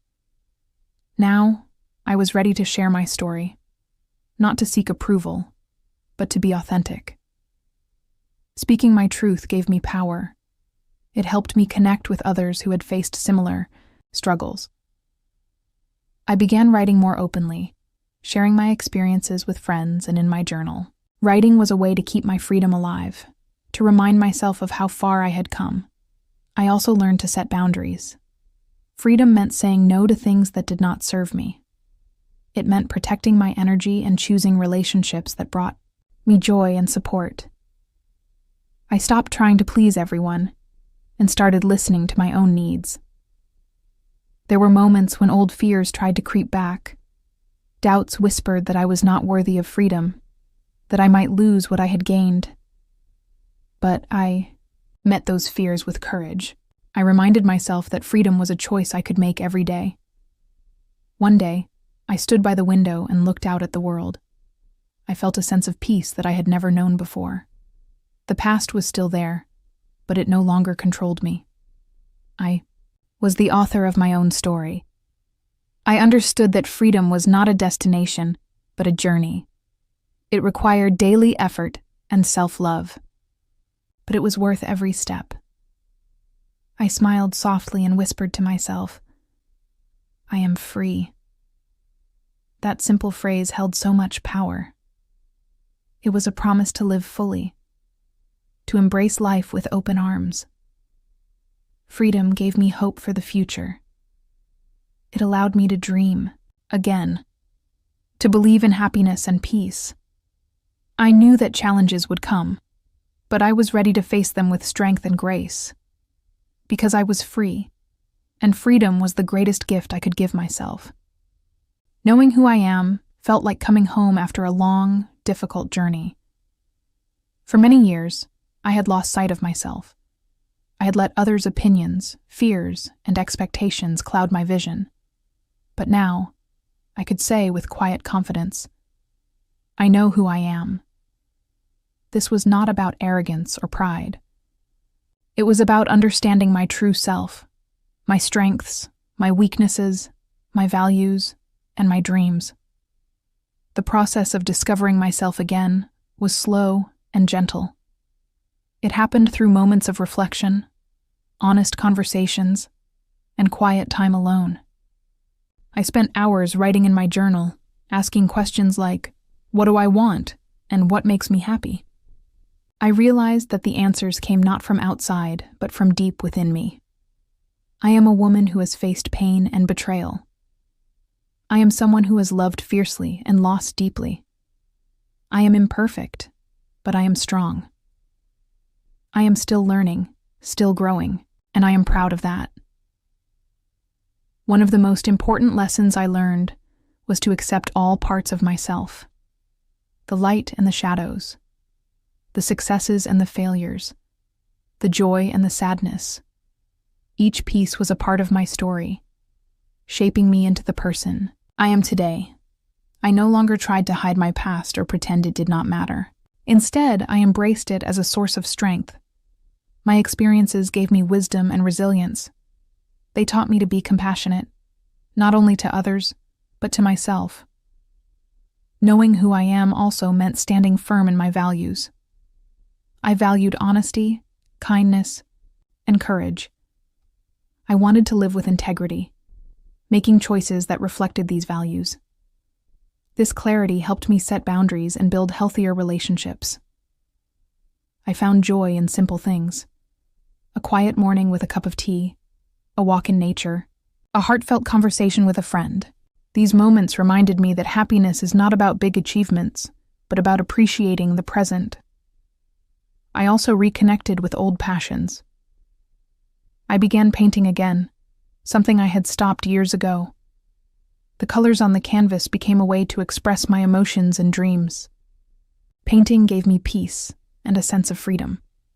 Knowing who I am did not mean I had all the answers. Life was still full of uncertainty. But I felt more confident facing the unknown because I trusted myself. I trusted my intuition, my heart, and my inner voice. When difficult decisions came, I listened closely to what felt right. Sometimes it was scary, but I learned to be brave. I also learned to celebrate my progress, no matter how small. Each step forward was a victory. Each day of self-love was a gift. I began to see myself through kinder eyes. I was no longer my harshest critic. I was my own best friend. Knowing who I am brought a deep sense of peace. It quieted the noise of doubt and fear. It filled me with a steady calm that carried me through hard times. I felt connected to something larger, a sense of purpose and meaning. I understood that my story, with all its ups and downs, had value. It could inspire and help others. I wanted to share this truth with the people I loved. I wanted them to know that it is okay to struggle, to feel lost, and to make mistakes. But it is also possible to find yourself again, to heal, to grow. I hoped my journey would be a light for others walking a similar path. One afternoon, I stood in front of a mirror and looked at my reflection. I smiled softly and said, "I know who I am, and I am enough." Those words were not just a statement, they were a promise, a commitment to honor myself every day. I felt gratitude for the woman I had become, for the lessons I had learned, for the courage I had found. I knew the journey was not over. Life would continue to challenge me. But I was ready, because I knew who I was, and that knowledge was my strongest foundation. As I reach the end of my story, I want to share a message with you, my listener and friend. This message comes from the heart, born out of my journey through pain, confusion, hope, and strength. If you are listening to these words, it means you are on your own path, searching for answers, healing, or perhaps just a little peace. I want you to know that you are not alone. Life is not easy. Sometimes it breaks us down. Sometimes the people we love hurt us deeply. Sometimes we feel lost, stuck in a place of sadness or anger. I have been there. I have felt those heavy emotions too. But I want to tell you something important. There is always hope. There is always a way forward. My story is not just about me. It is about all of us who struggle with family, trust, betrayal, and self-doubt. It is about learning to find our own strength, even when it feels like the world is against us. It is about choosing to love ourselves, no matter what has happened in the past. If you are carrying a heavy burden, I encourage you to take a deep breath right now. Feel the air fill your lungs and remind yourself that you are alive. You have the power to change your story. You have the courage inside you to heal and grow. Remember, healing is not a straight line. Some days will be easier than others. Some days you may want to give up. That is normal. Be patient with yourself. Take one small step at a time. Celebrate your progress, even the smallest victories. Each step is a sign of your strength. Do not be afraid to ask for help. Talk to a friend, a family member, or a professional who can support you. Sharing your feelings is a sign of courage, not weakness. You do not have to carry your pain alone. I also want to remind you to be kind to yourself. We often judge ourselves more harshly than anyone else. But you deserve your own love and compassion. Treat yourself like you would treat a dear friend who is hurting. Speak kindly to yourself. Give yourself permission to rest, to cry, to dream. Know that your past does not define you. It is only a part of your story, not the whole. You have the power to write new chapters filled with hope, joy, and peace. You are capable of amazing things. Believe in your worth. You are valuable simply because you are you. You do not need to prove yourself to anyone. You do not need to be perfect. You are enough, just as you are. As you listen to my voice, I hope you feel a sense of connection. We are all human, sharing this journey together. Your story matters. Your feelings matter. Your dreams matter. I want to thank you for spending this time with me, for opening your heart to my story. It has been a healing experience for me to share it with you. I hope it has touched you in some way. If you have learned something from my story, please carry it with you. Let it remind you that you are strong, that you are worthy, that you are loved. Before we say goodbye, I want to leave you with this thought. Life is a gift. Even in the darkest moments, there is light waiting to be found. Hold on to that light. Let it guide you home to yourself. Thank you for listening. Thank you for being here. And thank you for believing in the power of hope and love. Take care of yourself. You deserve all the happiness in the world.